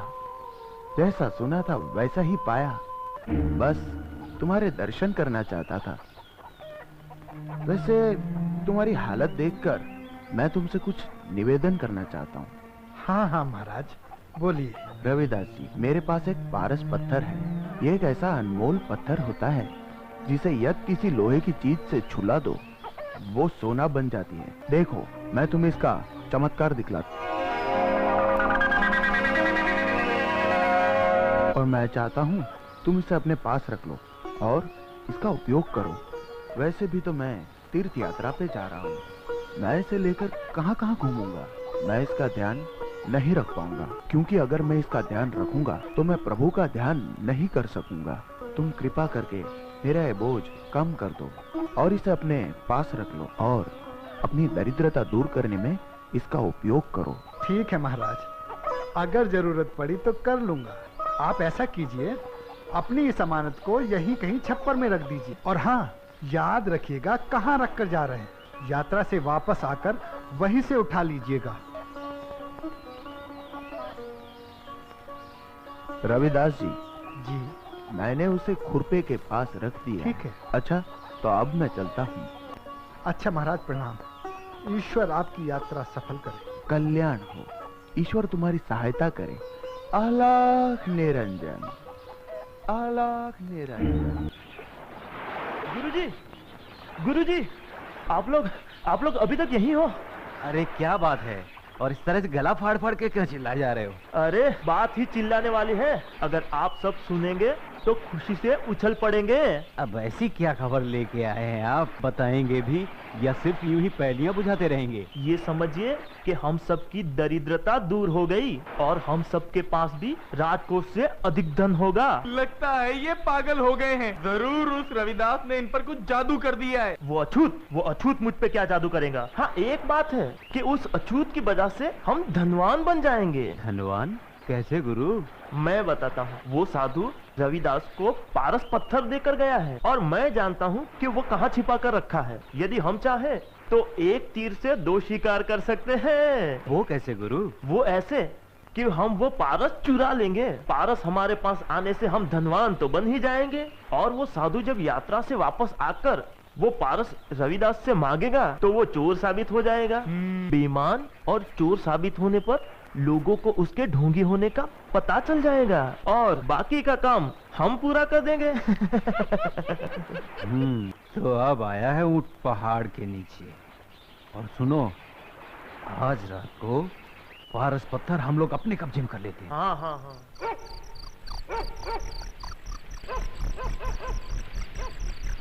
शंकर दयाल, जाओ पारस निकाल लाओ। अभी लाया गुरुजी।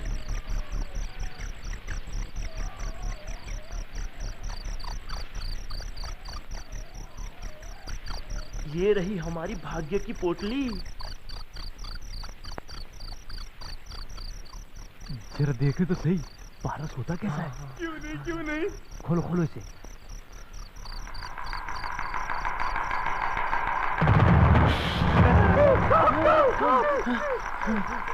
कौन है भाई?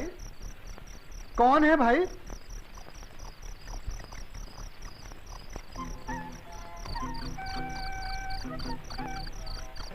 अच्छा, तो पारस जी आप चलते भी हैं।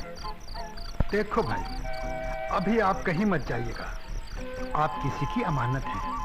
वो साधु महाराज आ जाएं, फिर घूम लीजिएगा। ऐसा करते हैं भाई, मैं आपको उसी स्थान पर रख देता हूं।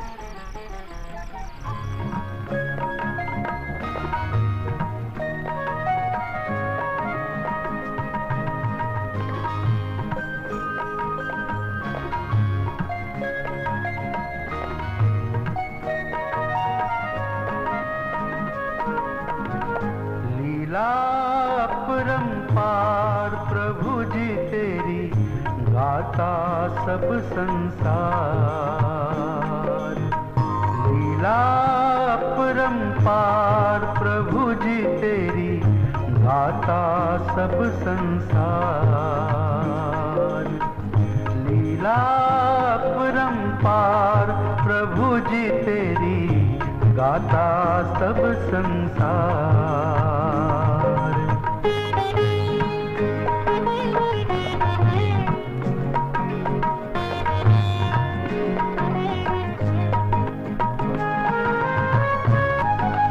माया के भंडार तुम ही हो, जग के सर्जनहार तुम ही हो।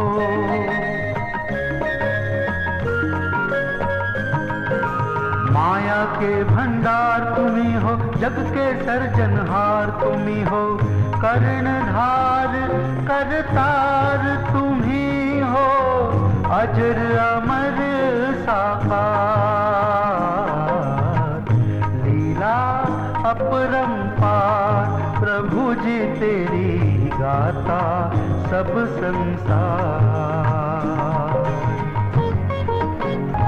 पृथ्वी और आकाश गगन में प्रकाश तुम्हारा है हर जन में।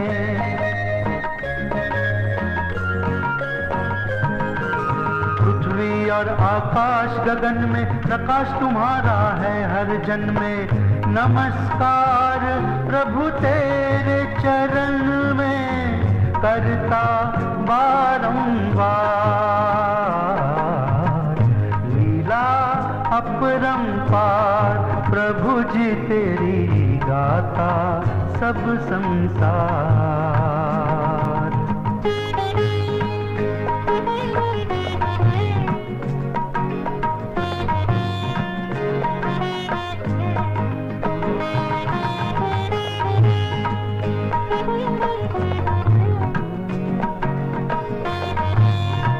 पार ब्रह्म हो तुम परित्राता, मुख अविनाशक सुख के दाता।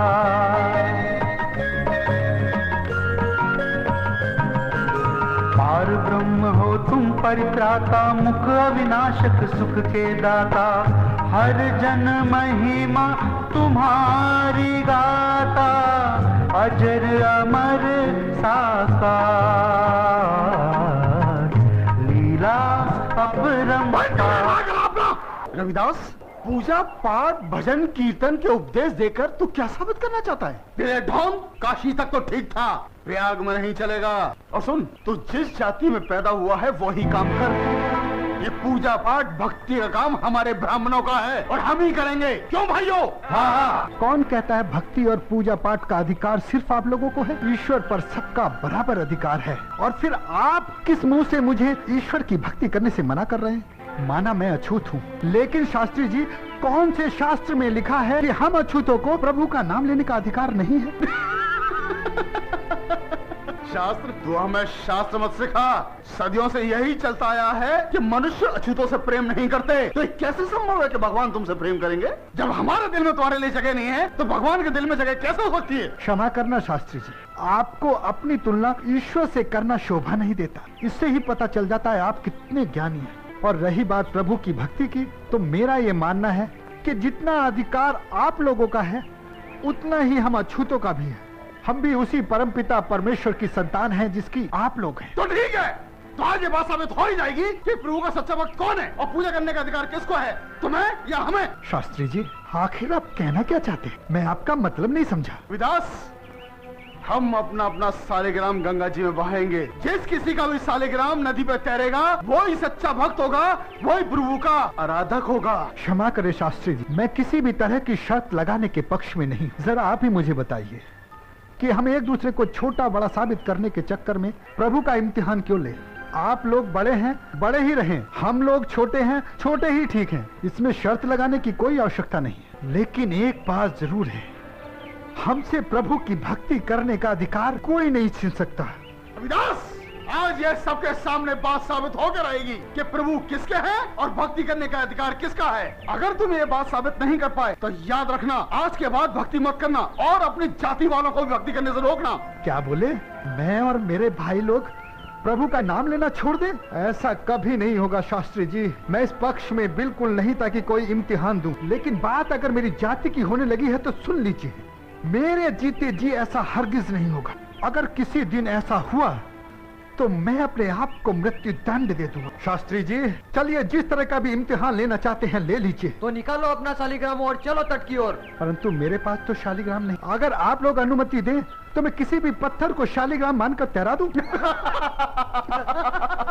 चलो ठीक है, किसी भी पत्थर को शालिग्राम मानकर गंगा जी में तैरा दो। चलो तट पर। चलिए।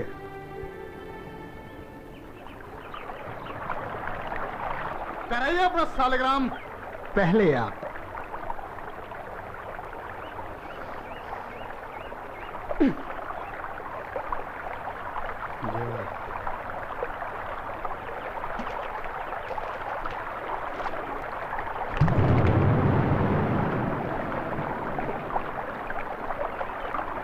हे ईश्वर, मेरी भक्ति की लाज रखना।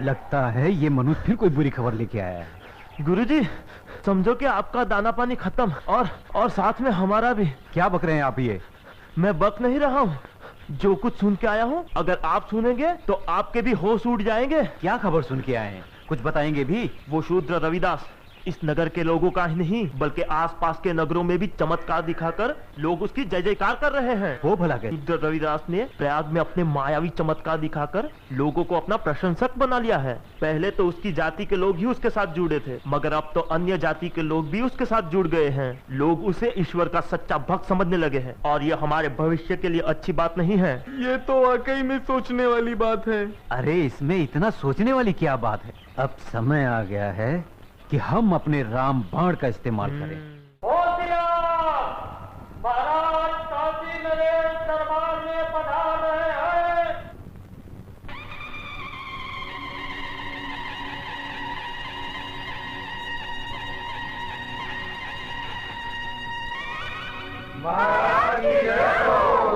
महाराज की जय हो। कहो द्वारपाल, क्या बात है? महाराज, विश्वनाथ जी और उनके कुछ साथी आपसे मिलना चाहते हैं। ठीक है, उन्हें आने दो। जो आज्ञा महाराज।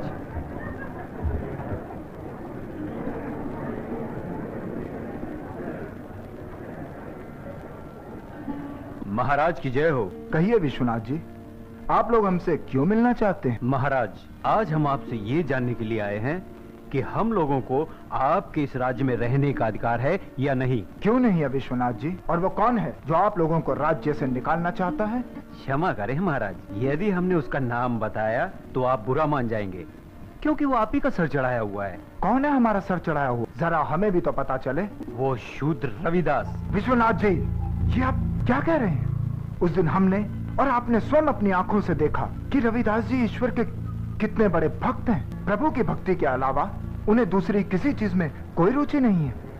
वो भला क्यों चाहेंगे कि आप लोग इस राज्य में ना रहें? क्षमा करें महाराज, रविदास जो दिखता है वो है नहीं। अरे वो कोई प्रभु का सच्चा भक्त नहीं है।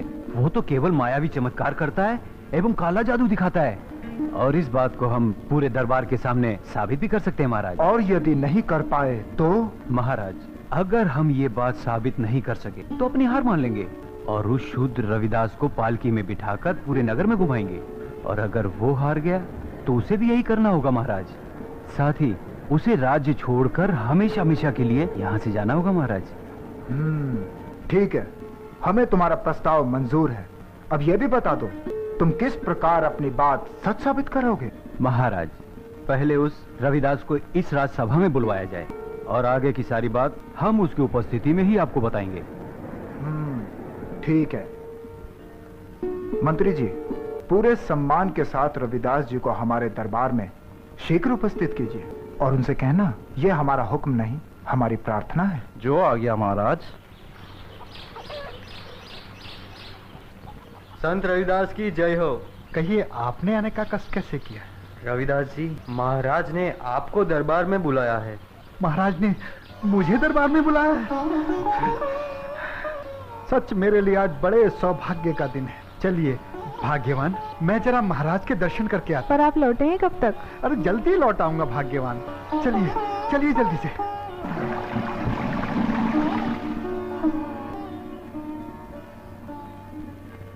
महाराज की जय हो। दरबार में उपस्थित सभी महानुभावों को मेरा प्रणाम। महाराज, आज आपने दरबार में बुलाकर मुझे जो सम्मान प्रदान किया है उसके लिए मैं हमेशा हमेशा आपका ऋणी रहूंगा। रविदास जी, हम क्षमा चाहते हैं जो आपको यहाँ इस तरह बुलवाना पड़ा। आपके यहाँ दर्शन करके हम धन्य हो गए। महाराज, मुझे इतना सम्मान मत दीजिए, मैं इसके लायक नहीं हूँ। मैं तो इस राजमहल की धूल के बराबर भी नहीं हूँ। बताइए महाराज, मेरे लिए क्या आदेश है? हम आपको कैसे बतलाएं रविदास जी कि हमने आपको यहाँ क्यों बुलवाया है। दरअसल हम बड़ी दुविधा में फंस गए हैं। महाराज, आपकी दुविधा मैं दूर किए देता हूँ। रविदास, तुम्हें महाराज ने अपनी मर्जी से यहाँ नहीं बुलाया, बल्कि हमारे कहने पर तुम्हें यहाँ बुलाया गया है। परंतु मुझे इस तरह बुलवाने का कारण ये है रविदास कि आज तुम्हें इस भरे दरबार में सबके सामने अपनी सच्ची भक्ति का प्रमाण देना होगा। ये आप क्या कह रहे हैं शास्त्री जी? भला कोई प्रभु की सच्ची भक्ति का इम्तिहान कैसे दे सकता है? प्रभु की सच्ची भक्ति तो सच्चे मन और पवित्र आत्मा से की जाती है। तो आप ही बताइए, कोई अपने सच्चे मन और पवित्र आत्मा को कैसे दिखा सकता है? और अगर मैं दिखा भी दूं तो इस समय आपको नहीं दिखाई दे, क्योंकि आपकी आंखों पर अभी अभिमान का पर्दा पड़ा हुआ है। क्यों अपनी मायावी चमत्कार दिखा सकते हो, अपनी भक्ति नहीं दिखा सकते? रविदास जी, जैसा कि तुमने अभी कहा कि प्रभु की भक्ति सच्चे मन और पवित्र आत्मा से होती है, तो ठीक है, अगर तुम सच्चे भक्त हो तो प्रमाण देने में हर्जी क्या है? और अगर तुम प्रमाण नहीं दे सकते तो हम सबको पालकी में बिठाकर पूरे नगर में घुमाना होगा, और साथ ही साथ ये नगर, ये राज्य छोड़कर यहाँ से हमेशा हमेशा के लिए जाना होगा। शास्त्री जी, क्या बोले? मैं ये राज्य छोड़कर चला जाऊं? शास्त्री जी, हार मानकर तो मैं राज्य तो क्या, ये दरबार छोड़कर भी नहीं जाऊंगा, क्योंकि अगर ऐसा हुआ तो ये मेरे प्रभु की सच्ची भक्ति की हार होगी और मैं अपने जीते जी ऐसा हरगिज नहीं होने दूंगा। शास्त्री जी बताइए बताइए किस तरह मेरी भक्ति का मुझे प्रमाण देना होगा। महाराज, आपसे एक निवेदन है कि प्रभु राम की एक सुंदर सी मूर्ति यहाँ किसी ऊंचे स्थान पर रखवा दी जाए और हम दोनों अपनी भक्ति की शक्ति से उसे अपनी ओर पुकारेंगे और जिसके पास भी वो मूर्ति चल के आ जाएगी वही कहलाएगा प्रभु राम का सच्चा भक्त। कहो रविदास, तुम्हें मंजूर है? जैसी आप लोगों की इच्छा। प्रभु राम ने शबरी के जूठे बेर खाकर ये साबित कर दिया था कि वो सिर्फ प्रेम के भूखे हैं और हम सब उनके लिए समान हैं। और आज अगर मुझे दशरथ पुत्र श्री राम को अपनाने का मौका मिल रहा है तो मैं इस मौके को व्यर्थ नहीं जाने दूंगा।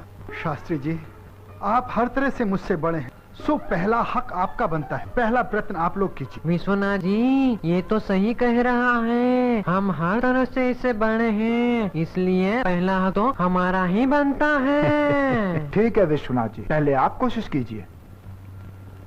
मंत्री जी, श्री राम जी की मूर्ति की व्यवस्था की जाए।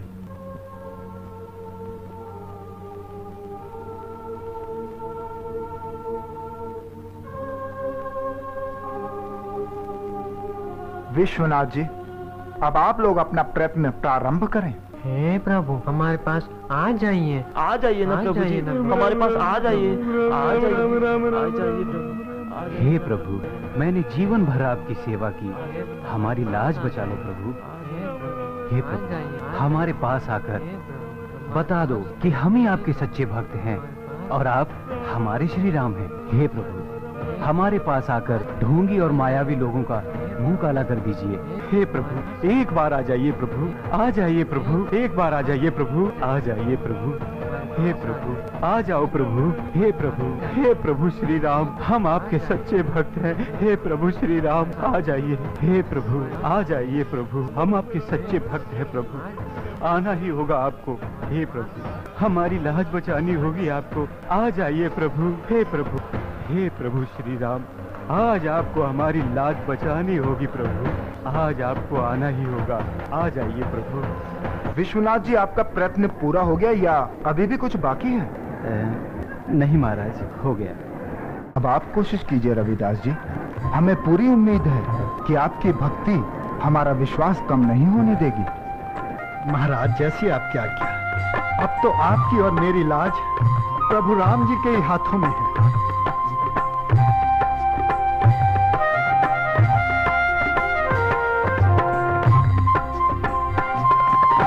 चक्रभुजी भगवान मोरी, लाज है हाथ तिहारे,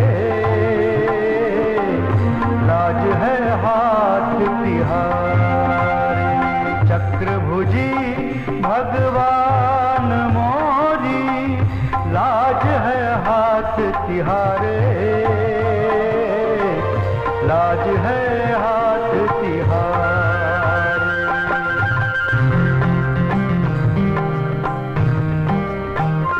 जब जब पीड़ पड़ी है मुझ पर, आकर करी है सहाई तूने।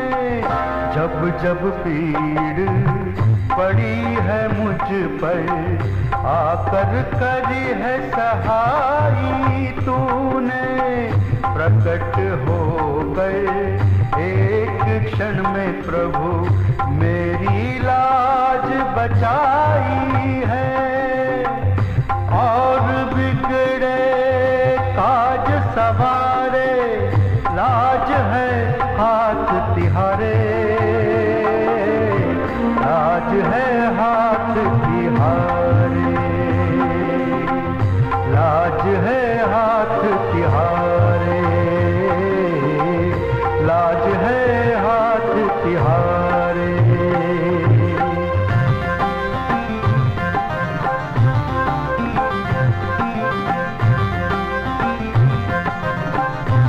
जल्दी से आओ, मत देर लगाओ, प्रकट मूर्ति में हो जाओ। जल्दी से आओ, मत देर लगाओ, प्रकट मूर्ति में हो जाओ। अखियां प्यासी तेरे दर्शन की, मेरी लाज बचाओ, लाज है हाथ तिहारे।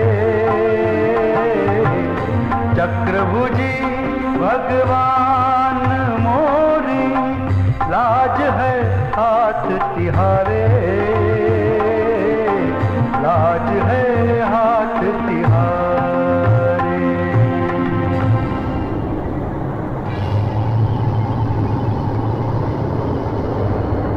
संत रविदास जी की जय, प्रभु श्री राम जी की जय, संत रविदास जी की जय, प्रभु श्री राम जी की जय, संत रविदास जी की जय, प्रभु श्री राम जी की जय, संत रविदास जी की जय, प्रभु श्री राम जी की जय, संत रविदास जी की जय, प्रभु श्री राम जी की जय।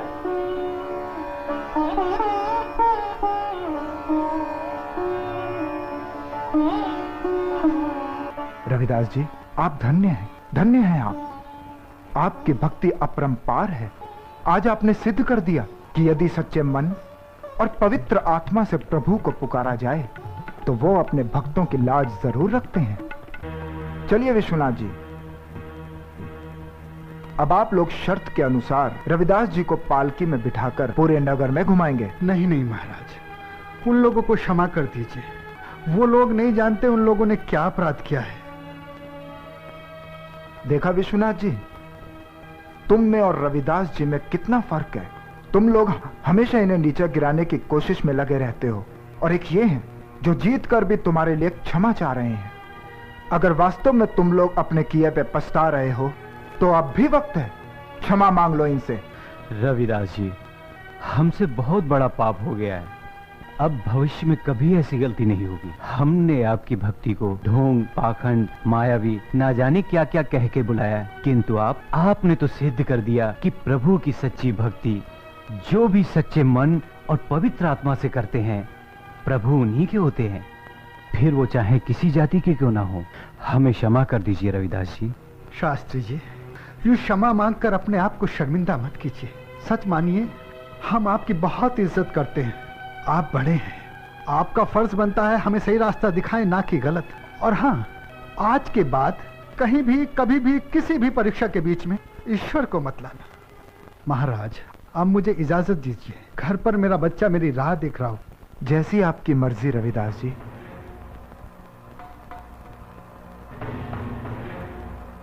संत रविदास जी की जय, संत रविदास जी की जय, संत रविदास जी की जय। भाई रविदास को मेरा प्रणाम। प्रणाम भाई प्रणाम।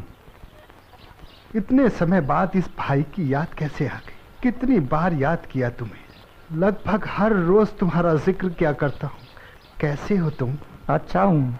बच्चे और भौजाई? वो सब भी ठीक हैं। अच्छा अच्छा, आओ आओ, कहो कैसे आना हुआ? भाई से मिलने की इच्छा हुई सो चला आया। तुम्हारे ज्ञान, भक्ति और चमत्कारों के चर्चे हर तरफ हो रहे हैं, इसलिए मैं भी तुम्हारे पास आ गया। कुछ ज्ञान मुझे भी दे दो। क्यों मजाक करते हो भाई? मैं भला तुम्हें ज्ञान दूंगा? अरे भाई, तुम तो ज्ञान का भंडार हो, भंडार। ये शायद मेरी भाभी है ना? तुमने ठीक पहचाना। अरे भाग्यवान, ये मेरे गुरु भाई कबीर दास जी हैं।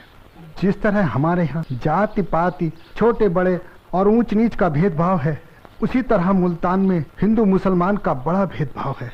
और भाई कबीर आजकल इसी बुराई को दूर करने का प्रयास कर रहे हैं। क्यों भाई, मैं गलत तो नहीं कह रहा? भाई रविदास, तुम भला कैसे गलत हो सकते हो? अब यूं ही बातें करते रहोगे या इस भाई को जलपान को भी पूछोगे? मैं भी कितना पागल हूँ, भाई के आने की खुशी में सुध बुद्धि खो बैठा। माफ करना भाई। अरे भाग्यवान, जरा भाई कबीर के लिए कुछ खाने का इंतजाम करो। जी, अभी लाती हूँ। भाई मैं अभी आया।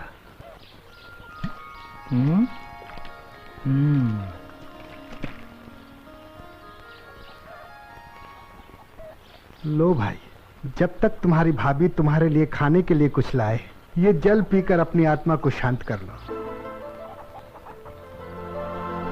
क्या हुआ? किस सोच में पड़ गए?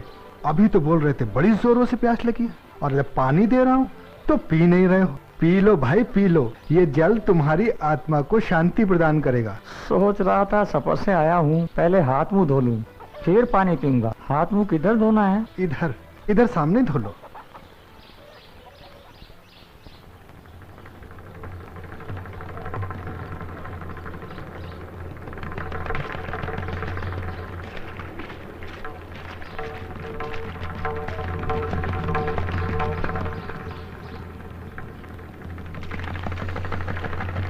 अच्छा भाई, अब मुझे आज्ञा दो।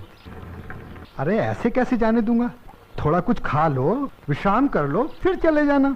नहीं भाई, देर हो चुकी है, घर पे बेटी अकेली है। जैसी तुम्हारी इच्छा। बात अगर बिटिया की है तो जोर जबरदस्ती नहीं करूंगा, लेकिन जब भी इधर से गुजरो मिले बिना मत जाना। जरूर जरूर। अच्छा भाई, कपड़े धो रही हो बेटी? जी पिताजी, बड़ी देर कर दी आपने आने में। हाँ वाकई में देर तो बहुत हो गई, पर छोड़ बेटी, मुझे बहुत जोरों की भूख लगी है, कुछ खाने के लिए दे दे। पिताजी, आप तो अपने गुरु भाई रविदास जी के यहाँ मिलने गए थे, तो क्या उन्होंने आपकी आवभगत नहीं की? ऐसी बात नहीं है बेटी, उन्होंने तो बहुत ही आग्रह किया, पर मैंने ही कुछ नहीं खाया पिया। कोई बात नहीं पिताजी, आप स्नान कर लीजिए। स्नान करने से आपकी सारी थकान दूर हो जाएगी। तब तक मैं आपके लिए खाना बना लूंगी। ठीक है बेटी, ठीक है।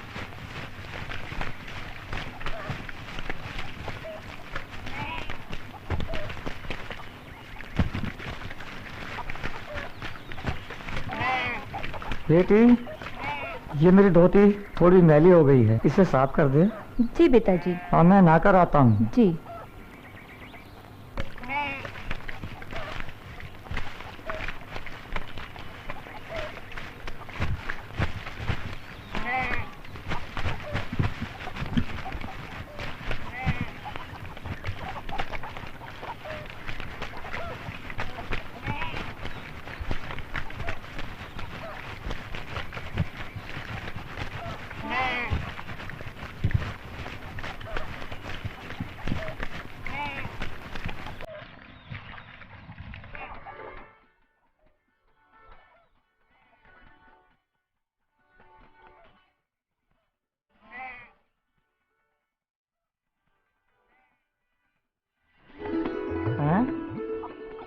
ये क्या कर रही हो बेटी?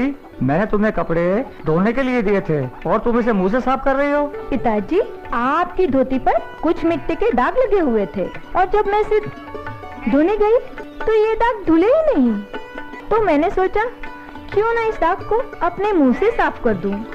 पर पिताजी, जैसे ही मैंने दाग वाली धोती मुंह में डाली, पिताजी, मेरे सामने रविदास जी की छवि प्रकट हो गई पिताजी। और जैसे जैसे मैं इस धोती को चूस रही हूँ पिताजी, मुझे आत्मज्ञान की प्राप्ति हो रही पिताजी। मुझे आत्मज्ञान की प्राप्ति हो रही पिताजी। मेरी आत्मा शांत हो गई पिताजी। मेरी आत्मा शांत हो गई पिताजी।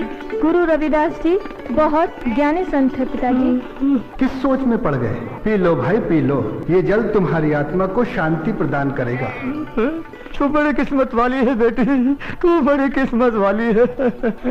मैं भागा, मुझे अमृत मिला, मैं उसे गंदा पानी समझकर गिरा दिया। उसी पानी का इस धोती पर दाग पड़ा जिससे तुझे ज्ञान शक्ति प्राप्त हुई। मैं कितना भागा हो। बहन कमली, प्रणाम। लेकिन आप कौन? हाव भाव से तो आप कहीं की राजकुमारी लगती है। बिल्कुल सही पहचाना तुमने। मैं महाराज राणा संघ की पुत्र की विधवा हूँ, परंतु मैं किसी राजघराने की बहू की हैसियत से तुमसे मिलने नहीं आई हूँ। इतने बड़े राजघराने की बहू को मेरे पास आने की जरूरत कैसे आन पड़ी? बहन, मैं अपना संपूर्ण जीवन प्रभु भक्ति में व्यतीत करना चाहती हूँ। मुझे ऐसे गुरु की तलाश है जो प्रभु भक्ति में सही सही मार्गदर्शन कर सके। मैं तुम्हारे भक्ति ज्ञान की चर्चा सुनकर ये सोचकर तुम्हारे पास आई हूँ कि शायद तुम मेरी कुछ मदद कर सको। क्या तुम मुझे बता सकती हो कि तुम्हें आत्मज्ञान किस गुरु की कृपा से प्राप्त हुआ? मुझे आत्मज्ञान गुरु रविदास जी की कृपा से प्राप्त हुआ है। संत रविदास जी के बारे में सुना तो बहुत है, परंतु आज तक उनके दर्शन का सौभाग्य प्राप्त नहीं हो सका। बहन, क्या तुम संत रविदास जी से मेरी भेंट करा सकती हो? जी, मैं स्वयं आज तक गुरु जी से नहीं मिली, पर उनसे मिलने की बहुत चाहत है। तो फिर तुम्हें आत्मज्ञान कैसे प्राप्त हुआ? तुम मुझे बता सकती हो? मेरे पिताजी और गुरुजी आपस में गुरु भाई है। एक बार मेरे पिताजी गुरुजी से मिलने उनके घर पे गए।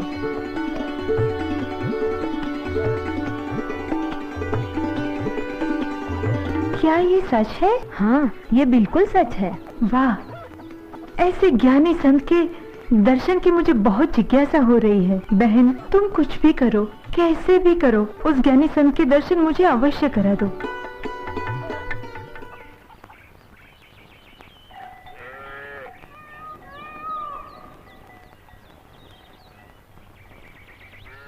बेटी, थोड़ा पानी मिलेगा? अवश्य।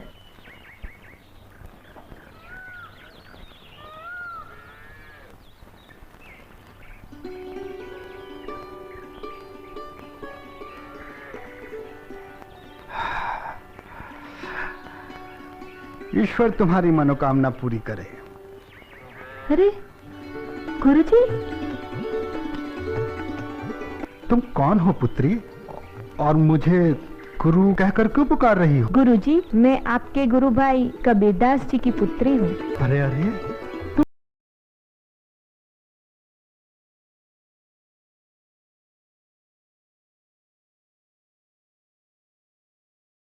गुरुजी, मेरा नाम मीरा है। मैं महाराज राणा सांगा के पुत्र की विधवा हूँ। मैं आप ही की तलाश में बहन कमली के पास आई थी, परंतु ये तो मेरा सौभाग्य है कि आप स्वयं यहाँ आ गए। आपको मेरा प्रणाम। आप किस कारण मुझसे मिलना चाहती थी? गुरुजी, मैं अपना सारा जीवन प्रभु भक्ति में बिताना चाहती हूँ। मुझे ऐसे गुरु की तलाश थी जो मेरा सही मार्गदर्शन कर सके। क्या आप मेरी सहायता करेंगे? मेरा मतलब है, क्या आप मेरे गुरु बनकर मेरा मार्गदर्शन करेंगे? मैं भला आपका क्या मार्गदर्शन करूँगा? आप तो स्वयं श्री कृष्ण की इतनी बड़ी भक्त हैं। आपका मार्गदर्शन तो स्वयं श्री कृष्ण करेंगे। आपकी भक्ति की कीर्ति तो सारे संसार में फैलेगी। सच्ची भक्ति में आपका बहुत बड़ा नाम होगा। आपको किसी गुरु की आवश्यकता नहीं पड़ेगी। हाँ, जिस तरह आपने मुझे पानी पिलाकर मेरी आत्मा को शांत किया है, उसके लिए मैं तुम्हें ज्ञान प्रदान करता हूँ। तुम्हें इसी से हर ज्ञान की प्राप्ति हो जाएगी। तुम सच्चे मन से एकाग्र होकर बिना किसी की चिंता किए श्री कृष्ण की भक्ति करती रहो। तुम्हारे लिए ये रविदास का वचन है।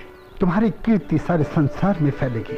कृष्ण भक्ति में तुम्हारा बहुत बड़ा नाम होगा, बहुत बड़ा। मैं समझ गई। मैं आज और अभी से आपको अपना गुरु मानती हूँ। आपने आज जो मेरा मार्गदर्शन किया है, मैं इसी मार्ग पर चलकर अपना सारा जीवन व्यतीत कर दूंगी। गुरुजी, आपसे एक प्रार्थना है, आप हमारे साथ राजमहल चलिए और वहाँ कुछ दिन निवास कीजिए। बहुत बहुत धन्यवाद। मैं तुम्हारा निमंत्रण स्वीकार करता हूँ और तुमसे वादा करता हूँ कि शरीर त्यागने से पहले एक बार तुम्हारे महल में अवश्य आऊंगा। अच्छा, अब मैं चलता हूँ।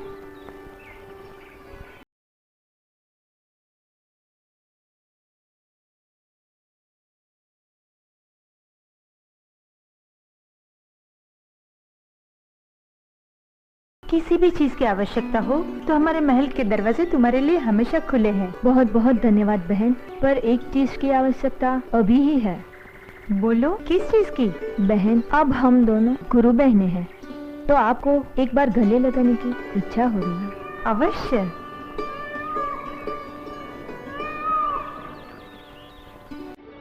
अच्छा, अब मैं चलती हूँ। प्रणाम।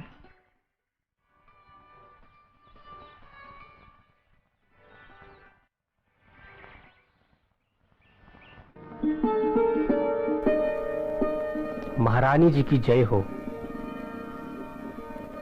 कहिए मंत्री जी, इस समय कैसे आना हुआ? महारानी जी, महाराज ने आपको अभी बुलाया है। जी।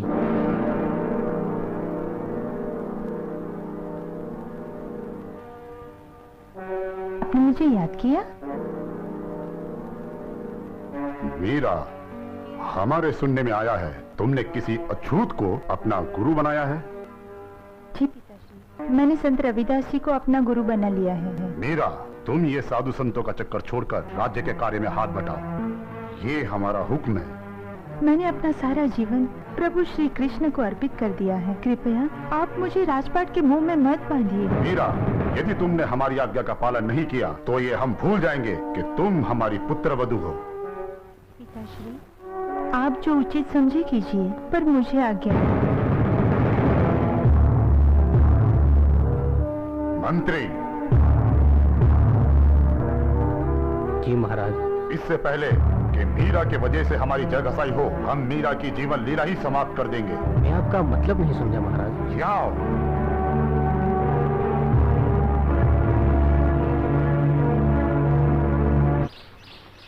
रविदास जी कैसे हो? अरे अरे साधु महाराज, प्रणाम साधु महाराज।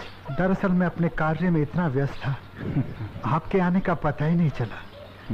कहिए आपकी यात्रा कैसी रही? यात्रा तो ईश्वर की कृपा से बहुत अच्छी रही, परंतु तुमसे दोबारा मिलकर मुझे प्रसन्नता नहीं हुई। मुझसे मिलकर प्रसन्नता नहीं?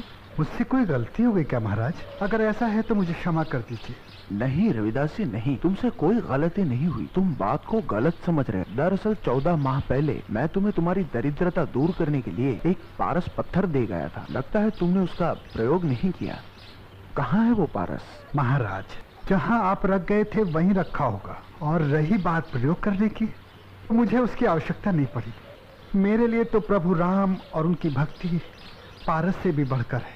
रविदास जी, धन्य हो तुम और तुम्हारी भक्ति। मैं तुम्हें नमन करता हूँ। तुमने पारस का उपयोग न कर ये साबित कर दिया कि ईश्वर को किस हद तक चाहा जा सकता है। इस सम्मान के लिए बहुत बहुत धन्यवाद। अच्छा, मैं चलता हूँ। ठहरिए महाराज, आप अपनी कोई अमानत भूल रहे हैं। क्या? अरे वही जिसे आप पारस कहते हैं। आप विराजिए महाराज, मैं अभी आया। अलख निरंजन। लीजिए महाराज। प्रणाम महाराज। अलख निरंजन। हाँ? प्रभु की माया।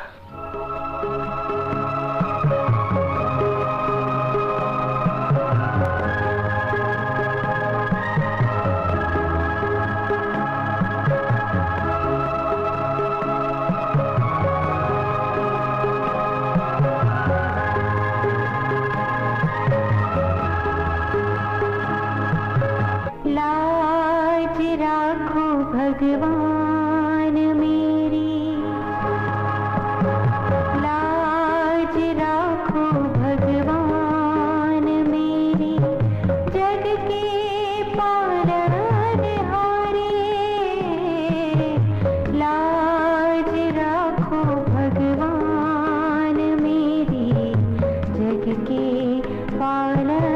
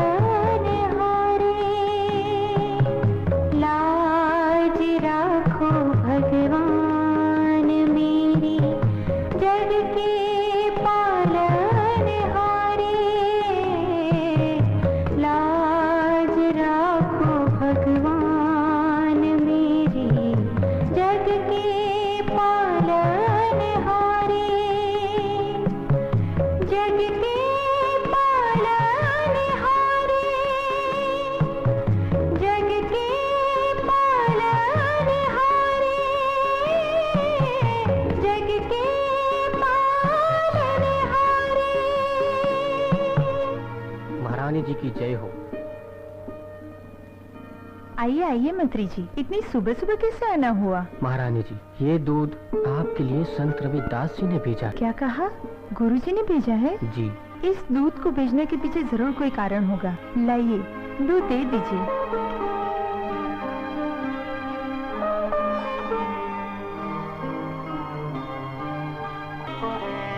हे प्रभु, मेरे गुरुजी की लाश तेरे हाथ में है, उन पर अपनी कृपा सदा बनाए रखना।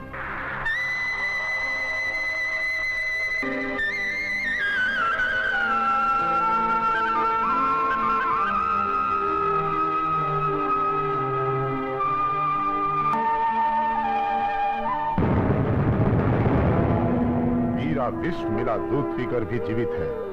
इसका मतलब ये कि तुमने दूध में विष मिलाया ही नहीं। महाराज, मैं एक क्षत्रिय हूँ और क्षत्रिय कभी अपने स्वामी की आज्ञा का उल्लंघन नहीं करता। ठीक है, कल बड़े दरबार में ये साबित हो जाएगा कि मीरा कितनी बड़ी भक्त है। मीरा, हम तुम्हें अंतिम बार समझा रहे हैं। प्रभु, साधु संत और उस शूद्र रविदास का चक्कर छोड़कर राज्य के कार्य में ध्यान दो।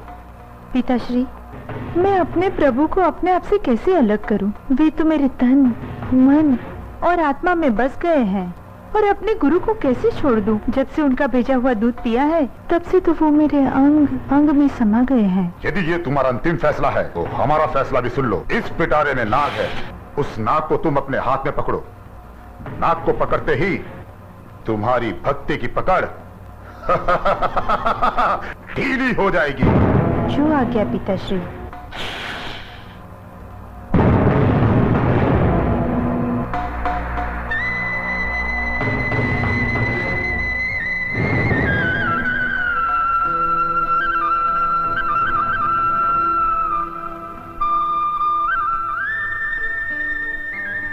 धन्य हो प्रभु, आज आपने अपनी मीरा की लाश रख ली। आज आपने साबित कर दिया कि आप हमेशा अपने सच्चे भक्तों के साथ हो प्रभु। पुत्री मीरा, हमें क्षमा करें, हम अहंकार में आकर उस ईश्वर को भूल गए थे।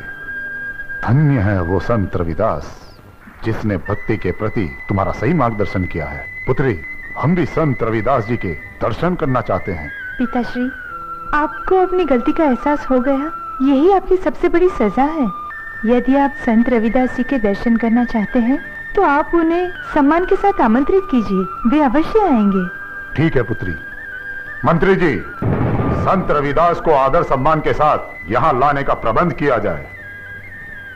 यहाँ उपस्थित दरबारियों एवं प्रजागण, हम अपने दरबार में आप सबका स्वागत करते हैं और स्वागत करते हैं हमारे बीच उपस्थित महान संत रविदास जी का।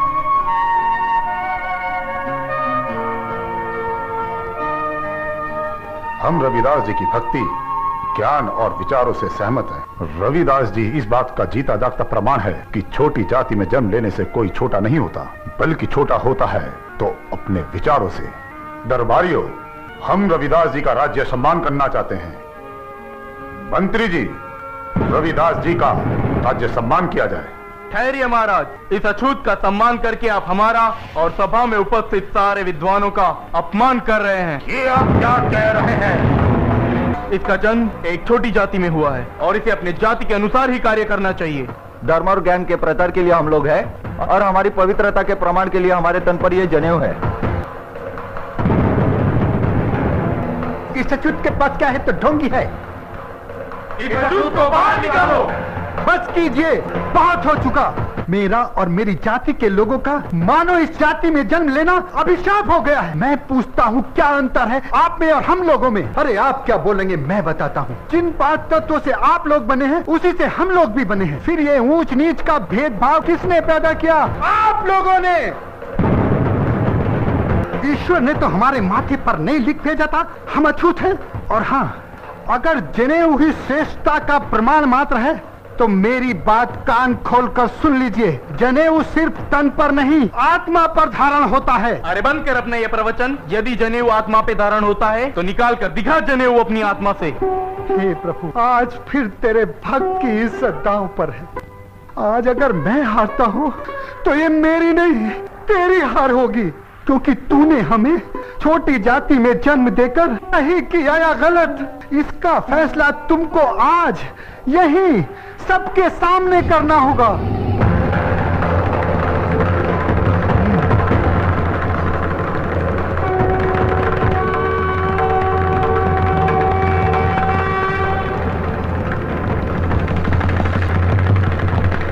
बस प्रभु बस, मैं आपका और इम्तिहान नहीं ले सकता।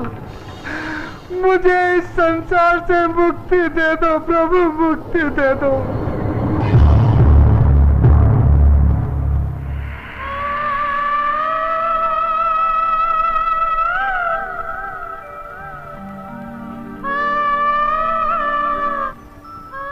वीरा, हम संत रविदास की भक्ति को प्रणाम करते हैं। मंत्री, ये दुखद समाचार उनकी पत्नी को दे आओ। जी महाराज।